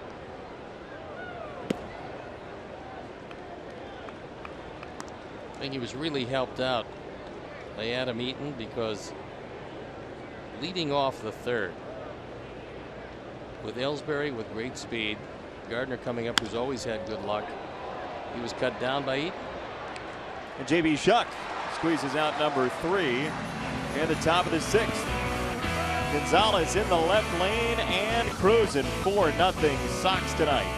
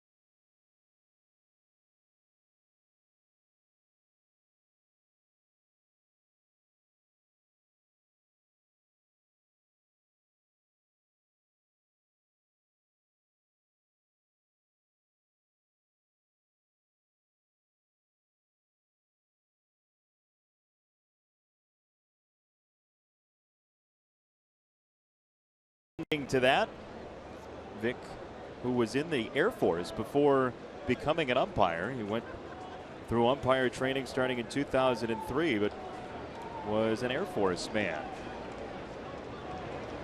They work awfully hard, just like minor league players work awfully hard to get to the major leagues.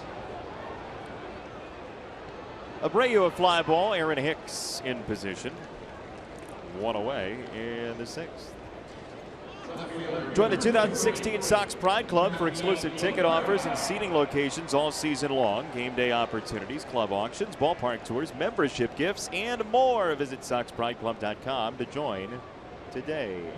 Sox only have hits in 1 inning, and they came with 2 outs and nobody on. 4 hits, a walk, and 4 runs. Other than that, Pineda's been untouchable. He's literally been unhittable. But we showed you the stat about how many problems he has with the 3rd out in any inning. And that time it really came back to haunt him. Ball to strike on Melky Cabrera, who's gone out to shortstop twice, once in the air, once on the ground.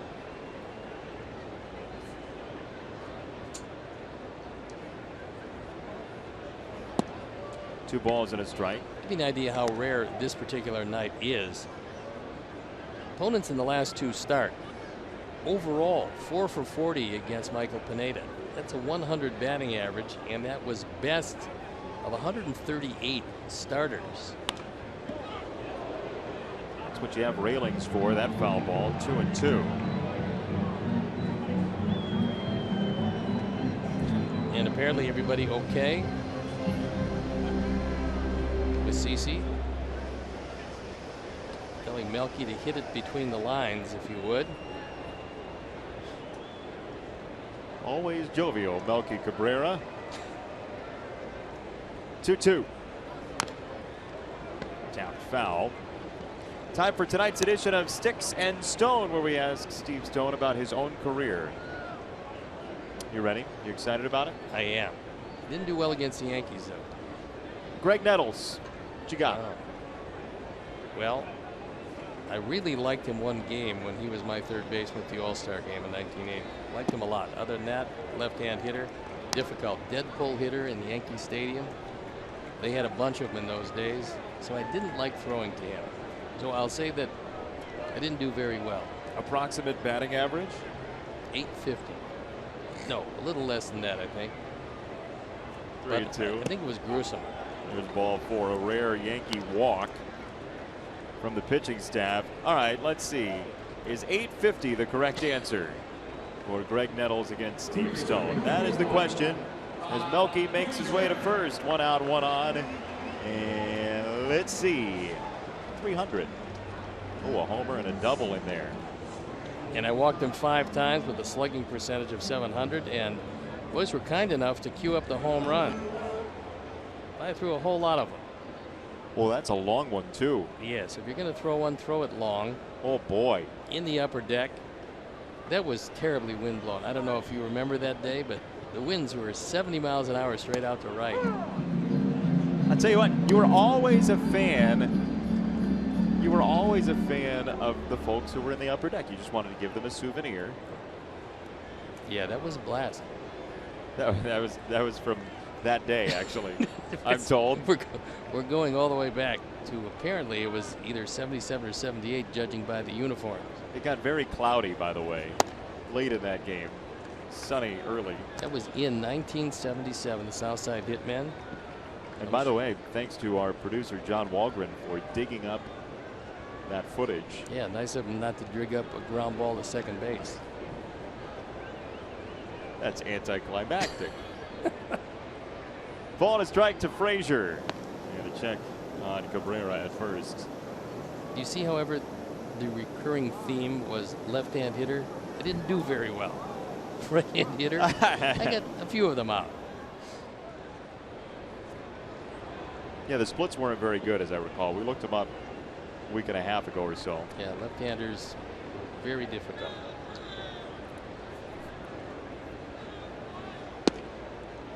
slider to Frazier. 2 balls and a strike to Todd, who struck out and grounded out tonight. Sox looking for a series win. With 5 straight series wins, it would be the first time in 3 years for the franchise to win 5 consecutive series.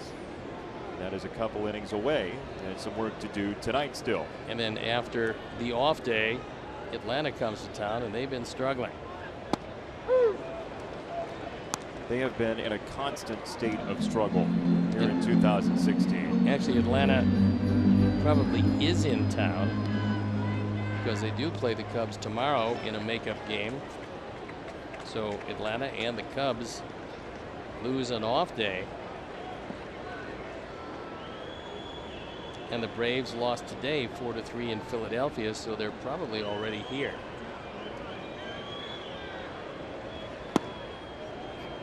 Three and 2 on Frazier. Braves now 28-57 in the National League East. But we've seen it this year. It's a team of major league players. They can beat you. The idea is to make sure that they don't take more than 1 game at the very most.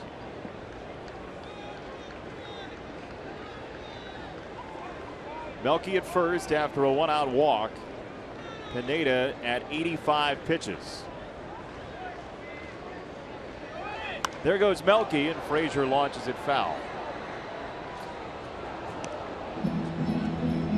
And a little pat on the arm for Starlin Castro.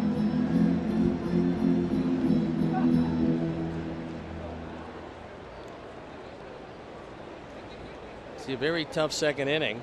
That was the 4-run inning. After that, nothing. And sometimes the 1 bad inning will absolutely do you in. Melky runs again. Frazier fouls it back.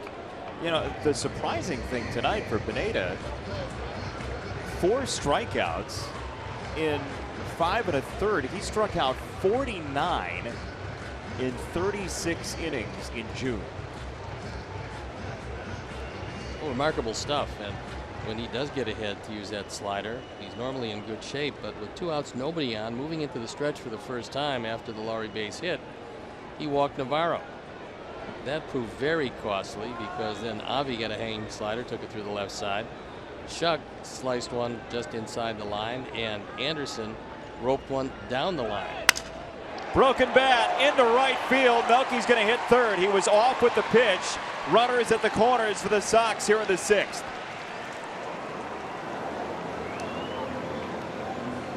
And on runs late, the way Gonzalez is throwing, he doesn't appear to need anymore, but you get a chance, and Pineda makes a mistake, gets this one up in the eyes of Frazier. Made the same mistake on the pitch before, but Todd didn't hit it well, and this time breaks the bat. But runners at the corners and only 1 out as the Sox are looking for more. Melky churning into third after that 1-out walk, and Brett Lawrie, who has been going at a torrid pace, comes up with Frazier and Cabrera on.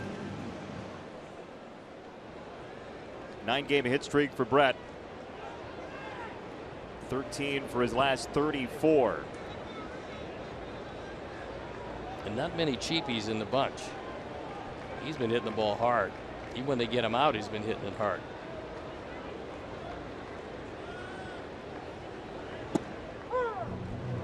What do you think about Frazier maybe being on the move here? I think the one thing he has to be careful of, we've seen already that Pineda will hold the ball a lot longer. That's how we got Navarro, who tried to take off on him, only to see him step back off the mound. A lot easier against a younger pitcher than a veteran pitcher.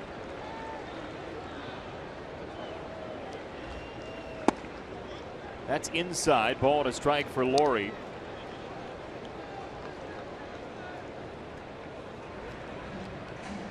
The pen is up and going, and the recently demoted to the pen, Nathan Eovaldi. Hard throwing right-hander, was in the rotation, got off to a great start this year, only to fall on terribly hard times. Laurie on the ground. Gregorius has to turn it to second quickly, and on the transfer, it gets away. Sox get a run. Yankees get an out. It's a 5-0 lead. They would have had a legitimate shot at the double play, but instead it's run batted in number 35, and a big insurance run. So Gregorius makes a good play, and Gregorius makes it. Well, he's a nice guy, too. Yeah, very amiable. And on the transfer, Starlin Castro cannot get the handle on that. Sox lead 5-0. That would have been a whale of a play. Would they turn 2 on that? Would have been outstanding, but Brett will definitely take the run batted and hit the ball hard again. Navarro a foul ball to start him off. Deoner Navarro, a couple of walks so far tonight. And I mentioned the Yankees' rare walk from the pitching staff. They've only allowed 195 walks this year. That's the fewest in Major League Baseball. And to give you an idea of the context there, the Yankees 195 walks. The Reds, before play today, the last place team in walks, had walked 375 batters. So that's a difference of about 180 walks from first to last. And it's rare that Pineda does walk anybody. But his walks tonight have really hurt him. Navarro with a walk in the second and scored. Melky with a walk here in the sixth and scored.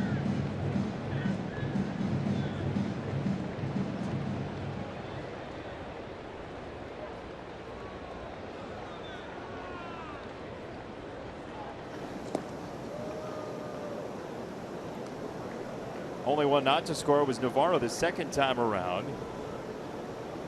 He was thrown out, attempting to get to second. Attempting to get a huge lead. Yeah, well,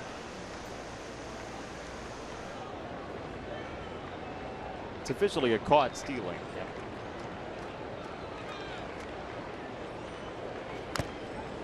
Tip foul off of McCann. Ball and 2 strikes on Navarro.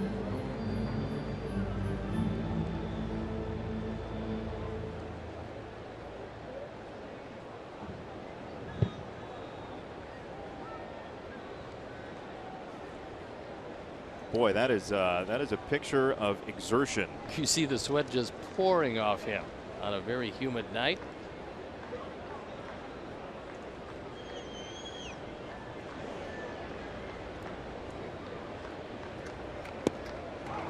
Slider for strike 3. Navarro finished off. Sox get a run. Laurie the RBI. Cabrera touches home. Sox by a nickel after 6.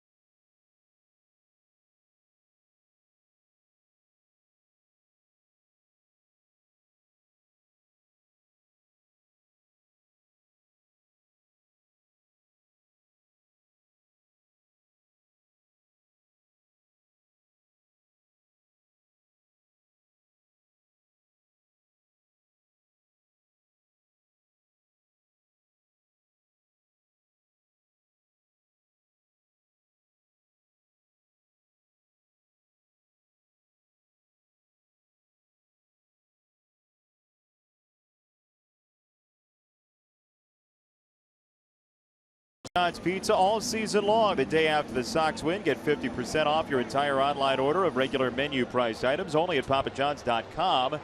Use promo code SOXWIN at participating Papa John's locations. Better ingredients, better pizza. Papa John's, our friends there. There's ball number 1 to Mark Teixeira. Sox have expanded the lead by 1 more with a Laurie RBI ground out in the home 6th. And the Sox bullpen up and going just in case Miguel has some problems. But he's given Robin Ventura and the boys a good solid 6. Zach Duke throwing in the pen. Again, just in case.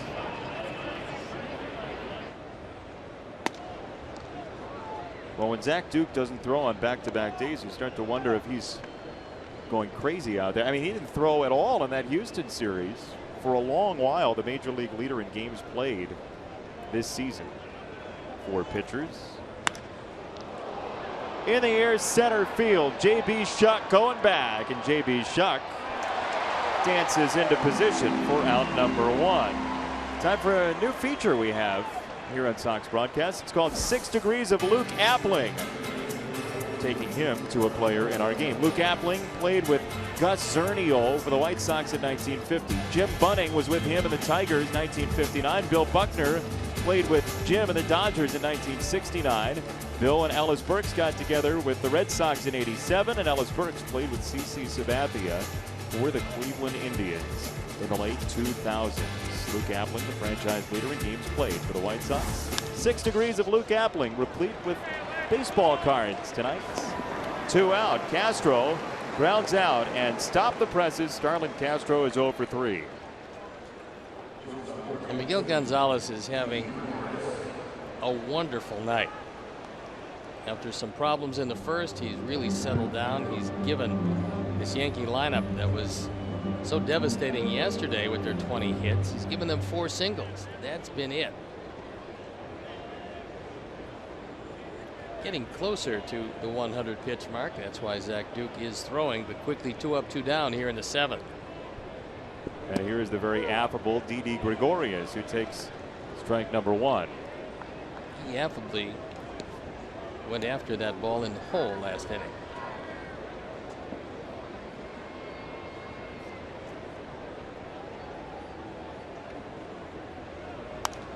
What do you like from Gonzalez tonight? What's gone well? In the first inning, I thought he made, as a lot of pitchers will do in the first inning, because that's the most difficult inning for any pitcher, because he's doing his work at a place where he doesn't warm up. But he didn't have great command. Well, then it came to him, and since then he's been very aggressive. He's getting a lot of 1 and 2 pitch outs, which is what you're looking for. This ball drilled to right field and falling quickly on a hop over the fence. Ground rule double for Gregorius, who is 3 for 3 tonight. First extra base hit of the night. And our Mazda replay. He gets that ball up in his eyes, and Gregorius, who normally is a pull hitter, takes that one down the line and out of the park.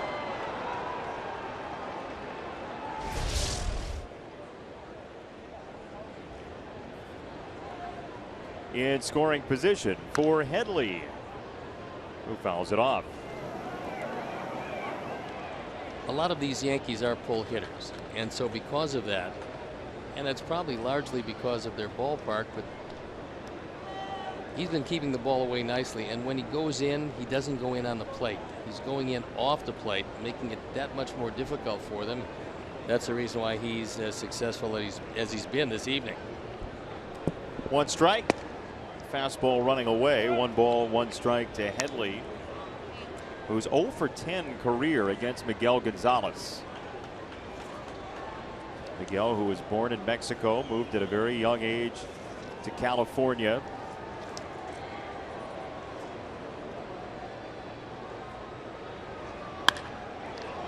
Hit hard right at Eaton. Back-to-back 7-inning starts for Miguel Gonzalez. He's pitching a shutout tonight. Stretch time.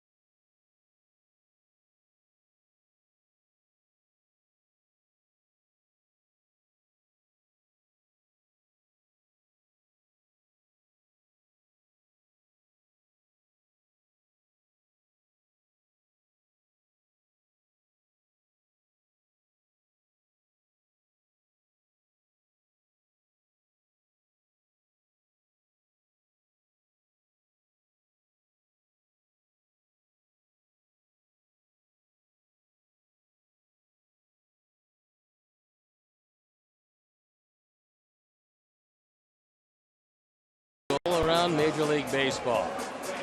Entering play today, the longest streak in the majors was the Pirates' 6-game win streak. Everybody else is kind of finding that middle ground right now. The Red Sox leading the Rangers by the count of 11-6. Texas was 7.5 up on Houston. The Astros leading the Mariners tonight.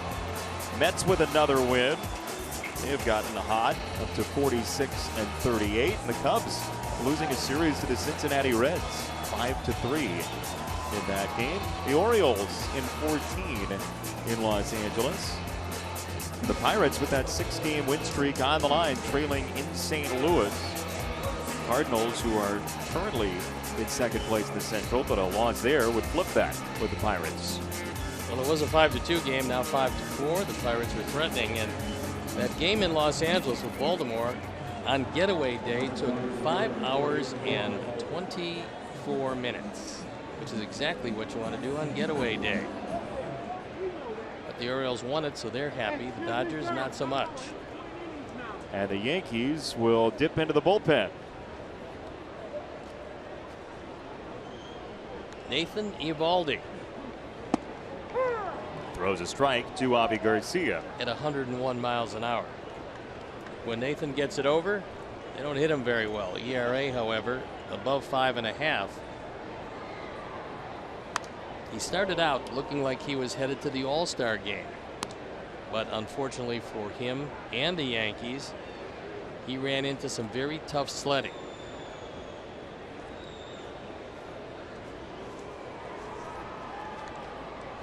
This is his first relief appearance since September of 2011. From his days with the Marlins, he always had one of the greatest arms in the major leagues. 101 again. But harnessing that arm at times has been problematic.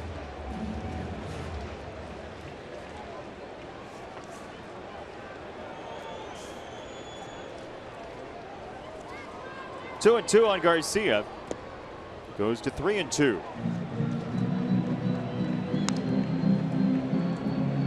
Eovaldi, an 11th round pick of the Dodgers back in 2008 out of Alvin High School in Texas.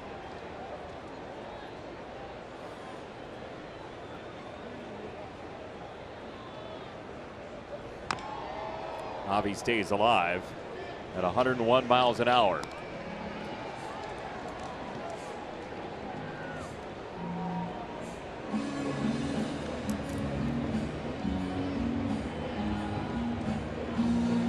Last 6 starts for Eovaldi. You were talking about the hot beginning to the season he had. Last 6 starts at a 9.20 ERA.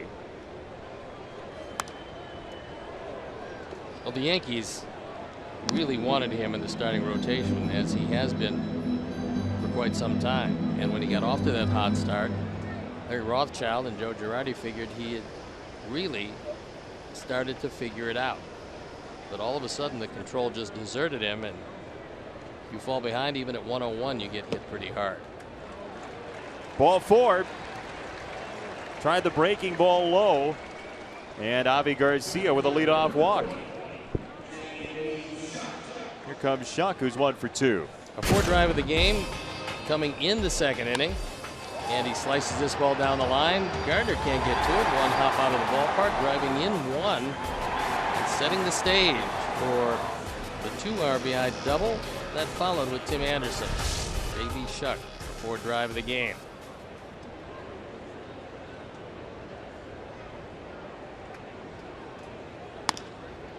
This could be one of those double play things, but it's not. Too slowly hit. And too long a throw to second base if you're thinking about 2 to backhand flip, because the ball just doesn't get there in enough time. And Shuck with very good speed. Watch Castro again. He's way away from the bag and uses that backhand flip, which essentially takes a double play out of the equation. Shuck beats it easily. You're looking for set, turn, throw. I'm looking for rounded off, because it's slowly hit hopping ball. You round it off and make a good solid sidearm throw to your shortstop coming across the bag. But for the Sox, fortunately, it didn't happen that way. Shuck at first, one out. Tim Anderson with his 9th double of his rookie season in that 2nd inning.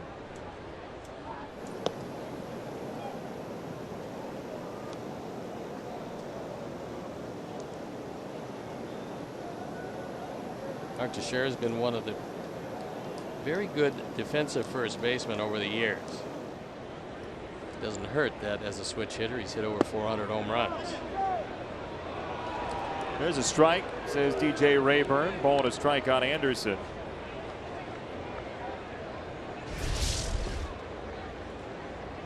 Take another look. That's the view that Rayburn had, and can't argue with it too much.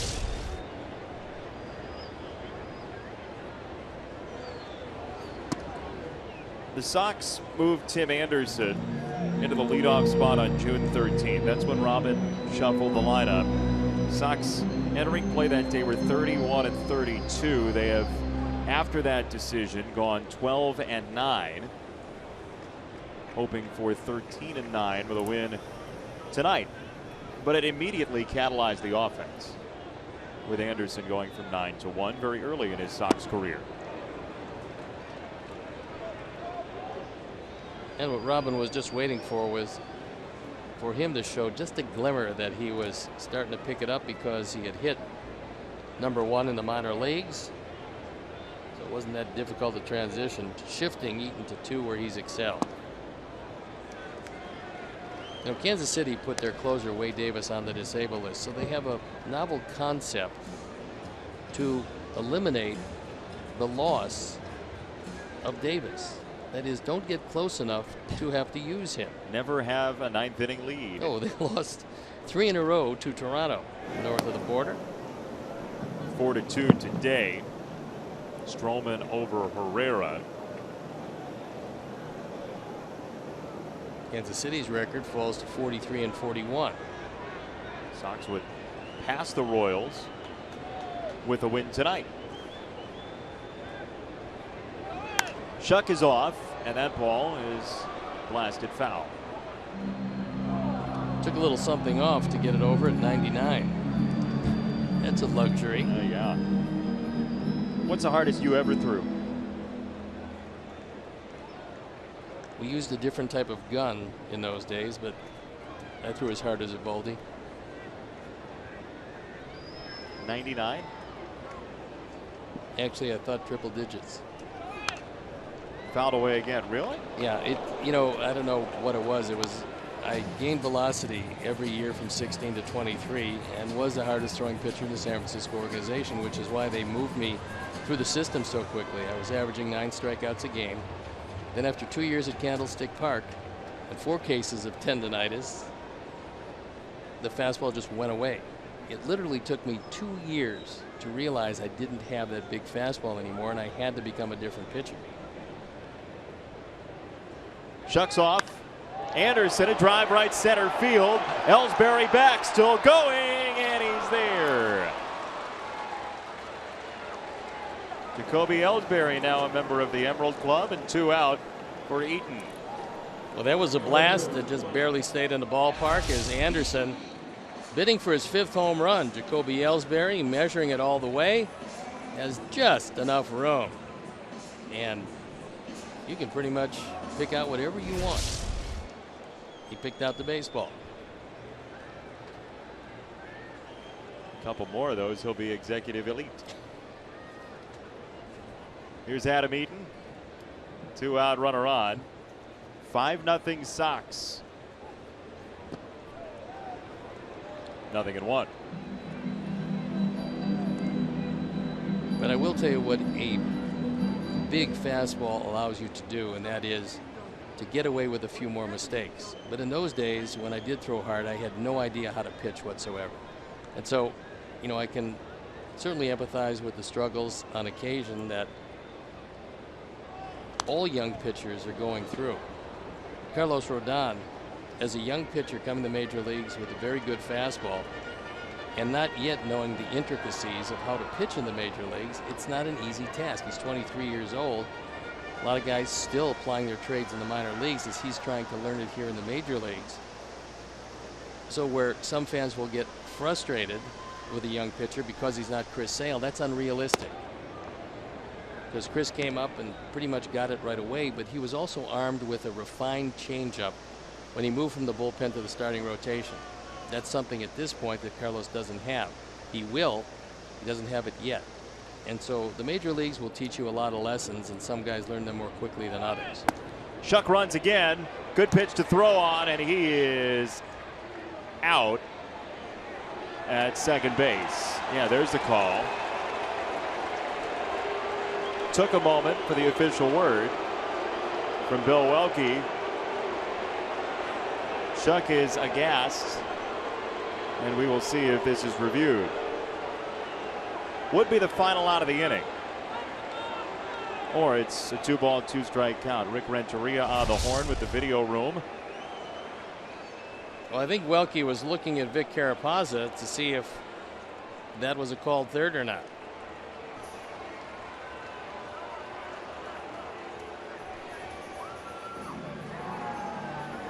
Well, he got the head around. Shuck's leaving the field, and it looks like we're not going to have a review here. That was a close play. Yes, it was. You can call for it after the 6th inning. Sox will not. And it's 5-0. To the 8th we go. Come along.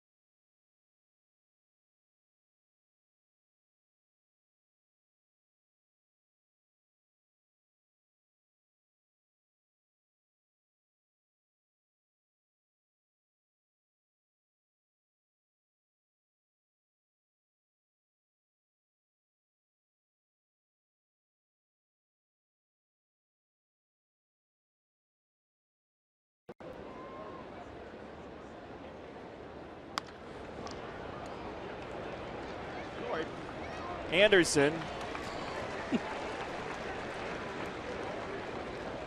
Ground ball to short. Aaron Hicks is out. Tim Anderson throws him out, and 1 away here in inning number 8. So Zach Duke is on and throws an off-speed pitch up. Hicks tries to pull it, which is what you'd like him to do if you stay away. And 1 pitch, 1 out. What a performance by Miguel Gonzalez. 7 innings, no runs, 5 hits. Just the 1 walk coming in the first inning and 3 strikeouts.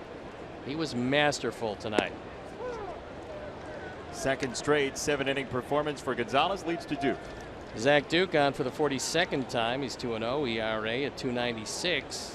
Opponent's hitting just 235, and now he uses a quick pitch, which dips low and out of the zone. On that play to end the home 7th, you can ask for the crew chief review from the 7th inning on without using your challenge, but you have to assume, and they do a great job in the Sox video room. Mike Koshersky is over there, Brian Johnson, everybody that deals with Sox video. They saw that Shuck was out, and no reason to call for the review if you're going to just kill some time. And Bill Welke looked back to see if that one hits the bag. Who put that base over there? Perfect shot for Ellsbury. And the third hit for Jacoby Ellsbury. This would have been a 2-base hit, but for that, hit the bag, bounces straight up. But on that call at second base, Bill Welke looked back in at Vic Carapazza because he didn't know if Adam Eaton had swung at the ball or if it was a called strike, because he was concentrating on a play at second. When he saw that the inning was still live, he went through and made the call, which he was in the process of doing anyway. Duke fires in a strike to Brett Gardner, who's only hitting .224 against lefties this year. Gardner 0 for 3 in tonight's game, with the Sox leading by 5 thanks to a 4-run second.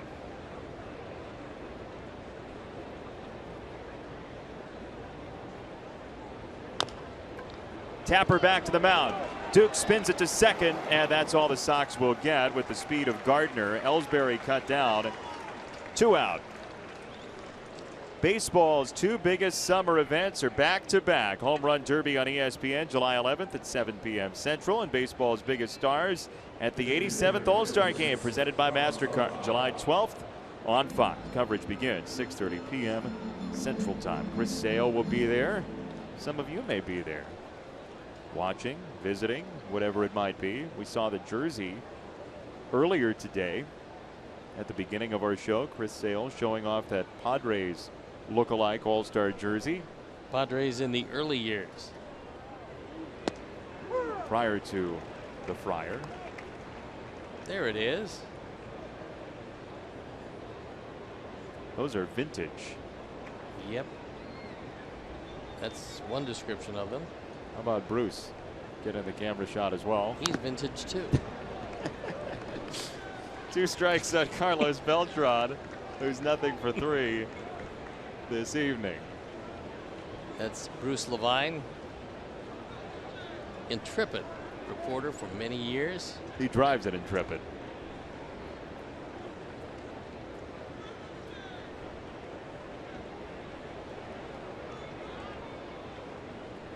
Two strikes on Beltran. Check swing, ball bouncing away. He did go, and that'll do it. Well, 2 outs. You've got to tag him unless he surrenders the at bat, which apparently he did. And that's that. Out of the batting circle. See you later. 5-0 Sox.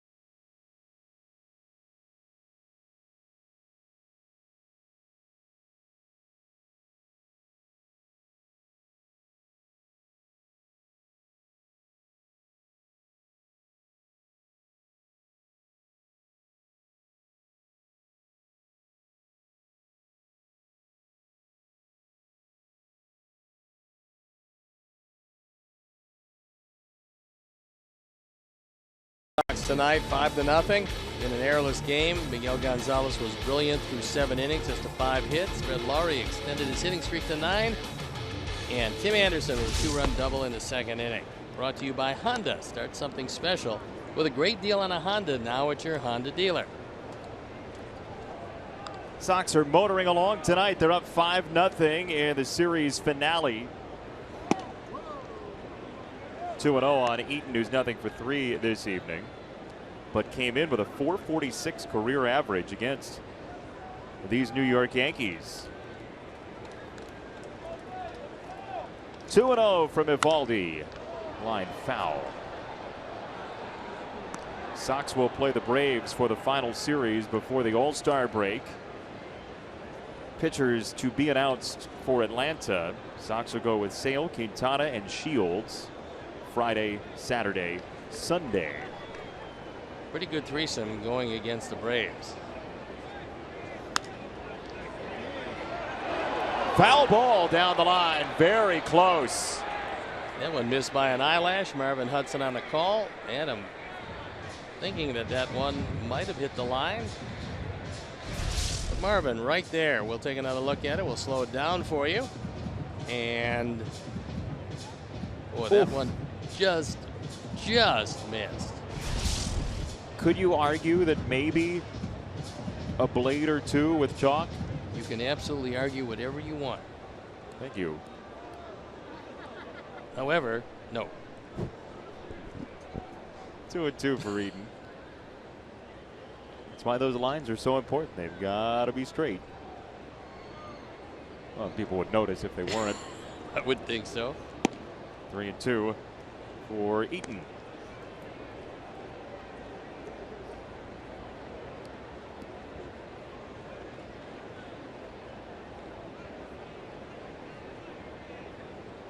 Pitches have been pretty much all over the place. That one's outside, ball 4. It's a leadoff walk for the Sox and Adam Eaton in the 8th inning. 5th walk today for Sox hitters.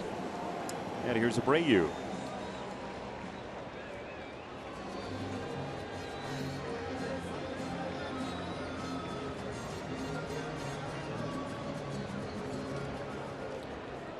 Well, when the Sox went to Cleveland and lost 3 straight, 2 in walk-off fashion and won 13-2, they left Cleveland at 33-36. Today they are 43-41, and with 3 more outs, if they do get those outs, they would have won 5 straight series. You talk about what response you'd like to see. That's a top-notch retaliation to a really tough series. Not easy to win series on the road. And the Sox were able to do that in this streak. Taking 3 or 4 from Boston in Boston. It's a pretty good trick, and with a chance to sweep that one. Fortunately, the last one got away. Going down to Houston. At the time, Houston a red-hot team. Sox, after losing the first game of the series, wound up winning the next 2 and winning that series. So when you talk about almost 3 years between 5 straight series wins, something that this team has to be proud of. Certainly a building block. McCann lost it for a moment. Ball and 2 strikes on Abreu, and there have been a lot of coulda, woulda, shoulda, and coulda, woulda, and did too. Close games both ways. The Sox, 44 of their 84 games that they've finished have been decided by 1 or 2 runs this year. Well, that's been a product of mostly very good pitching for a good portion of this year.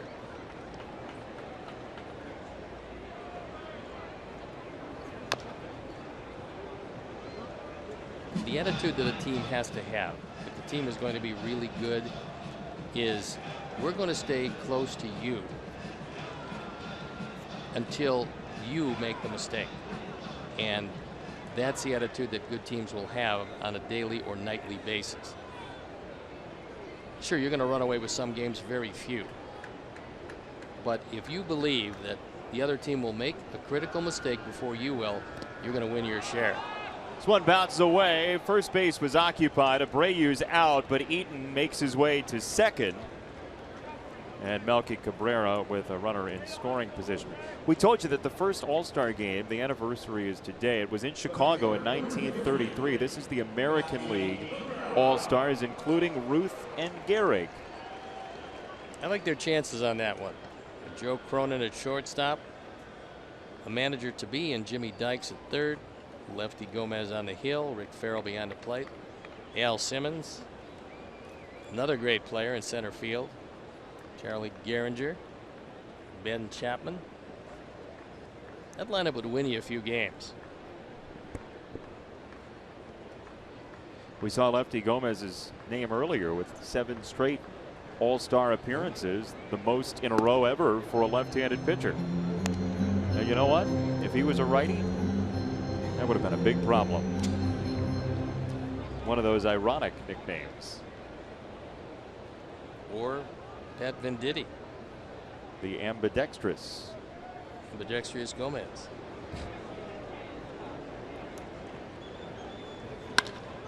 Hit hard right at second, and a double play. Adam was off the bag. Melky lines out. To the 9th we go. Sox by 5.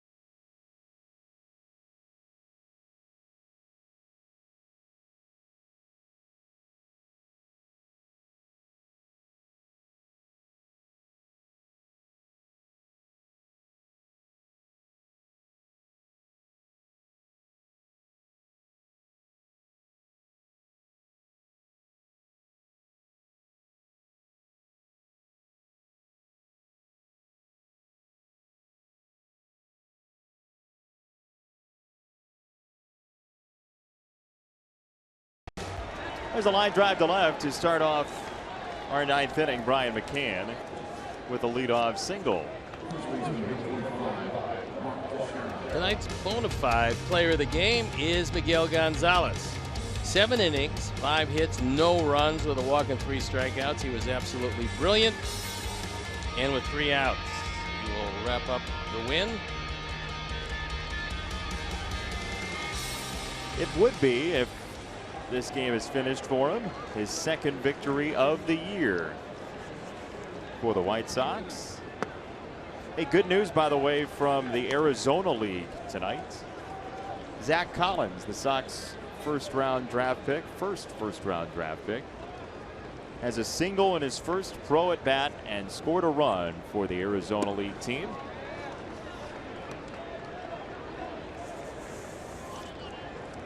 Sox have had catcher injuries galore this year. Another way you can wrap your hands around the original Italian beef at Bona, probably served at U.S. Cellular Field. Well, it took close to a half hour, but I was able to find that. Good job wrapping your hands around that sheet.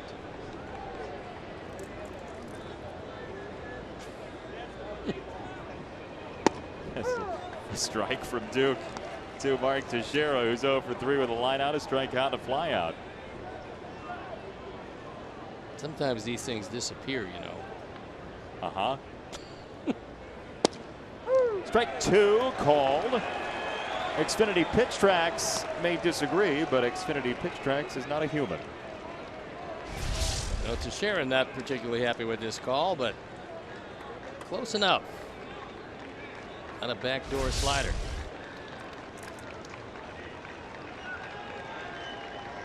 Three and 2 from Duke.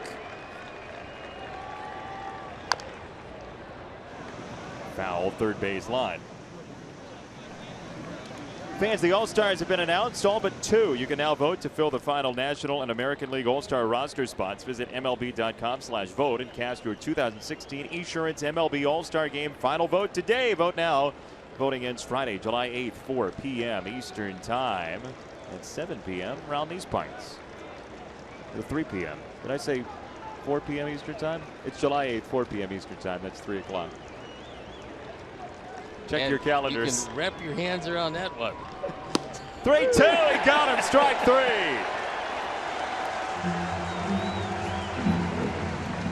Well, if Teixeira didn't like the second called strike, he sure is not going to like this one. That would have opened it up for an uncomfortable inning. He can't believe it. And Robin coming out, taking the walk to the mound. To be clear, voting ends Friday, July 8th at 4 Eastern, not July 4th at 8 Eastern. That is 3 Central. Time zones have not shifted, though this is a seismic Sox win tonight. 5-0 in progress, looking for 2 more outs. David Robertson summoned in, and will step aside.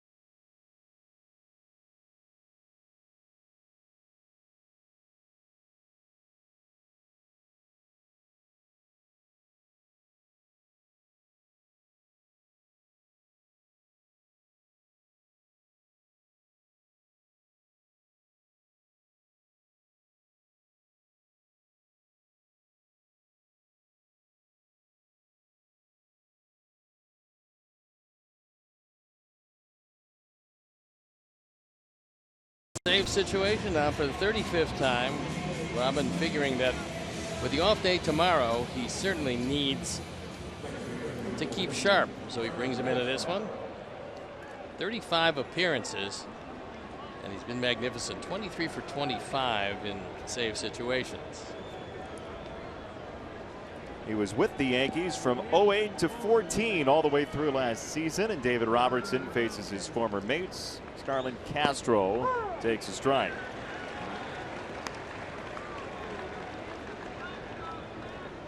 .39 saves for the Yankees 2 years ago for David Robertson. With a .308 ERA in the back of their bullpen. Over his head into center field. It's a single for Castro. 2 on, 1 down in this 9th. First hit of the night for Castro, and that one bouncing right back up the middle. It's a fastball that he's able to duck down under. But closers in non-save situations, it's somehow very difficult to be able to summon up enough adrenaline in the performance. He's going to have to do it. because Gregorius has been red hot tonight. 3 for 3. Single to center, single to left, double to right. Strike one.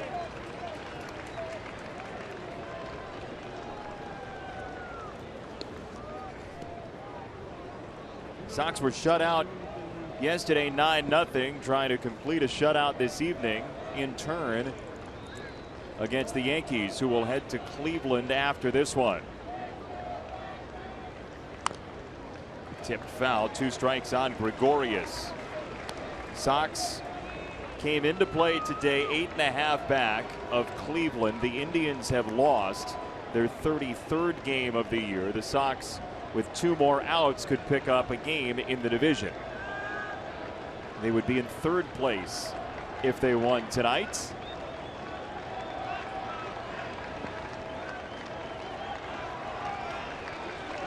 Two strikes from Robertson.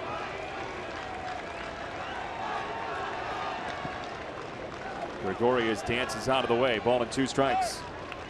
Tanner made a nice stop of that one, keeping the double play in order. Double play that would end the ball game. Don Cooper looking on, the longtime Sox pitching coach. Has to be ecstatic with the performance of Miguel Gonzalez tonight. He left him just 6 outs to cover out of the bullpen, a rested bullpen. 1-2. On the ground, Laurie the charge, Laurie the flip. Anderson, a turn double play. The Sox. Now what's the call? Well, Joe Girardi wants to take another look at this to see if it is indeed over. Girardi's going to come out. The Sox, if it stands, will have won 5 straight series. The play at second and the play back at first. They're both out, Steve. Certainly looks like it, and Girardi might be taking a look at both ends of it, whether Anderson hit the bag or not when he had the glove. Now he steps over the bag. The question is, does he drag the back foot? Well, he does. It looks like maybe, but is he in contact with the bag while he has the ball? Let's see. They're going to take another look at it. Probably on both ends, actually.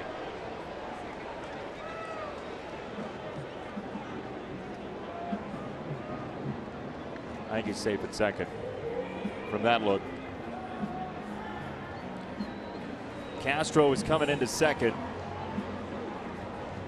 Looks like when he secured the baseball, his foot might have been off the bag, but we'll see if there's conclusive, definitive, absolute, slam dunk proof.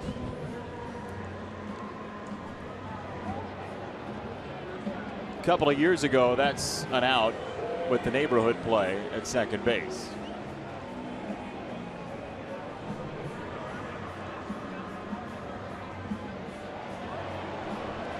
We're looking at 2 bases here. It's either a double play, it's either 1 out, or it's no outs.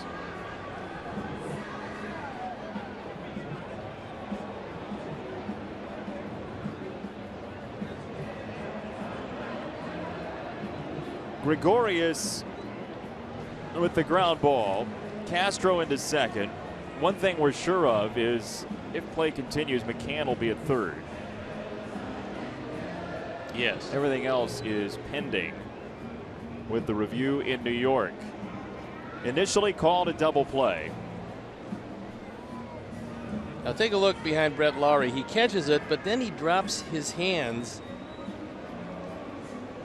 And in the dropping of the hands, he has a backhand flip that Anderson catches with his throwing hand.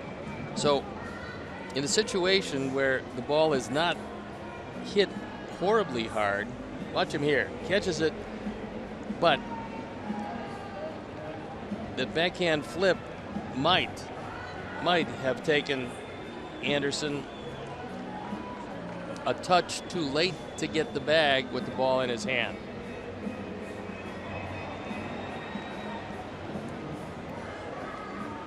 Well, everybody here is reacting to Anderson kicking the base, but Tim, didn't have command of the baseball, it seemed, when he did clip the second base bag. And again, the neighborhood play is no more at second base. You've got to touch second. And I think where this one might take a little bit longer is they're probably looking at both aspects of this one.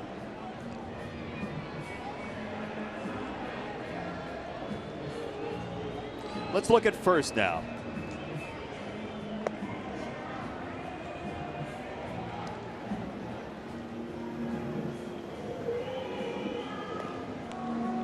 What do you think, Steve? From that angle, it's tough. His front foot hits the front of the bag. Boy, that's hard to tell. Well, he was called out at first, so again, this could be one where you don't have definitive proof from any angle. So let's assume that that one's going to stand at first. It seems to me the game is alive with runners at second and third, but maybe there will be no definitive proof on either end. Now that one looked like the ball was in the glove before the foot hit the bag, so I think he's out at first. You know what we need in baseball? See-through gloves. Because it's hard, I mean, it's hard to see. It's hard to pair the foot and the ball into the glove on any of these plays on the bases. Well, transparent cows is the situation I think you're looking for. Yeah, I think a hybrid transparent cow might work. This is the 9th inning. It is the Sox in a shutout game so far. They're up 5-0. And the umpires really have a thorny one here. 2 plays on the bases, 2 very close plays. Well, these umpires have no thorns because they're just listening to find out in New York where they can see definitive proof, where the call would stand, where they can overrule it, and we'll see what happens. But even bang bang in play, those are tough both ways. No question. And it's time to adjust the cap as opposed to the call.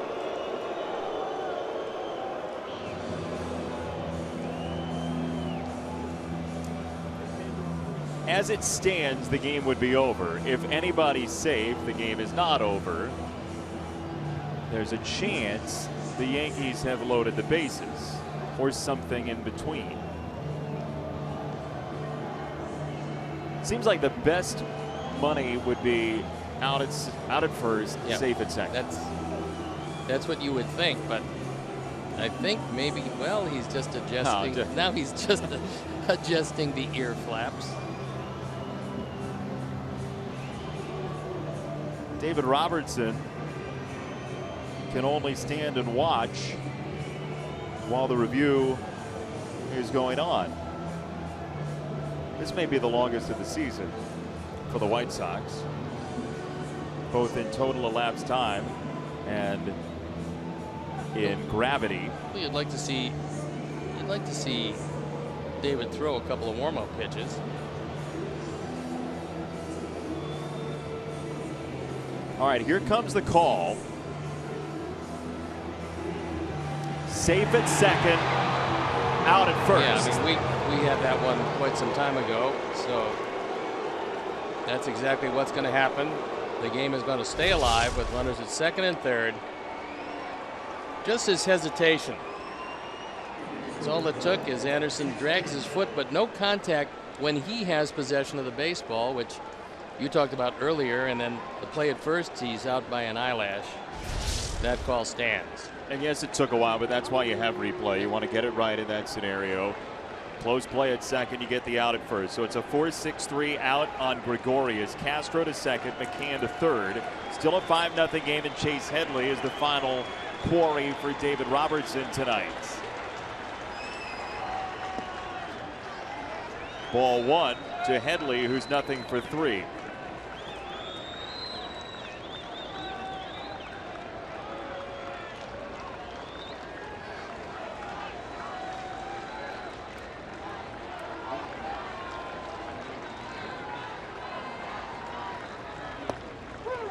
There's a strike from Robertson. 1 ball, 1 strike.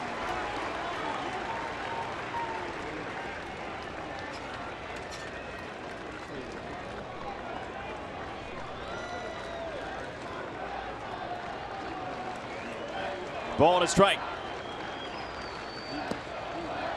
Inside and low, 2-1 on a fastball to Headley. Alex Rodriguez in the on-deck circle. Hopefully he'll be able to apply his trade in Cleveland starting tomorrow.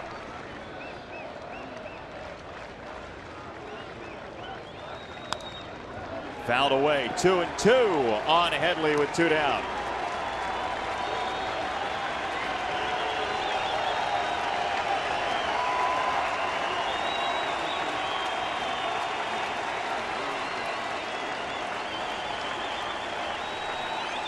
David Robertson, Chase Headley. Former Yankee, current Yankee. 2-2. Full count. Yankees have only 1 walk tonight. It came in the first inning. Sox got 4 in the second and have so far only needed 1 of those. 3-2. He got him! The Sox have won 5 straight series with a shutout against the Yankees.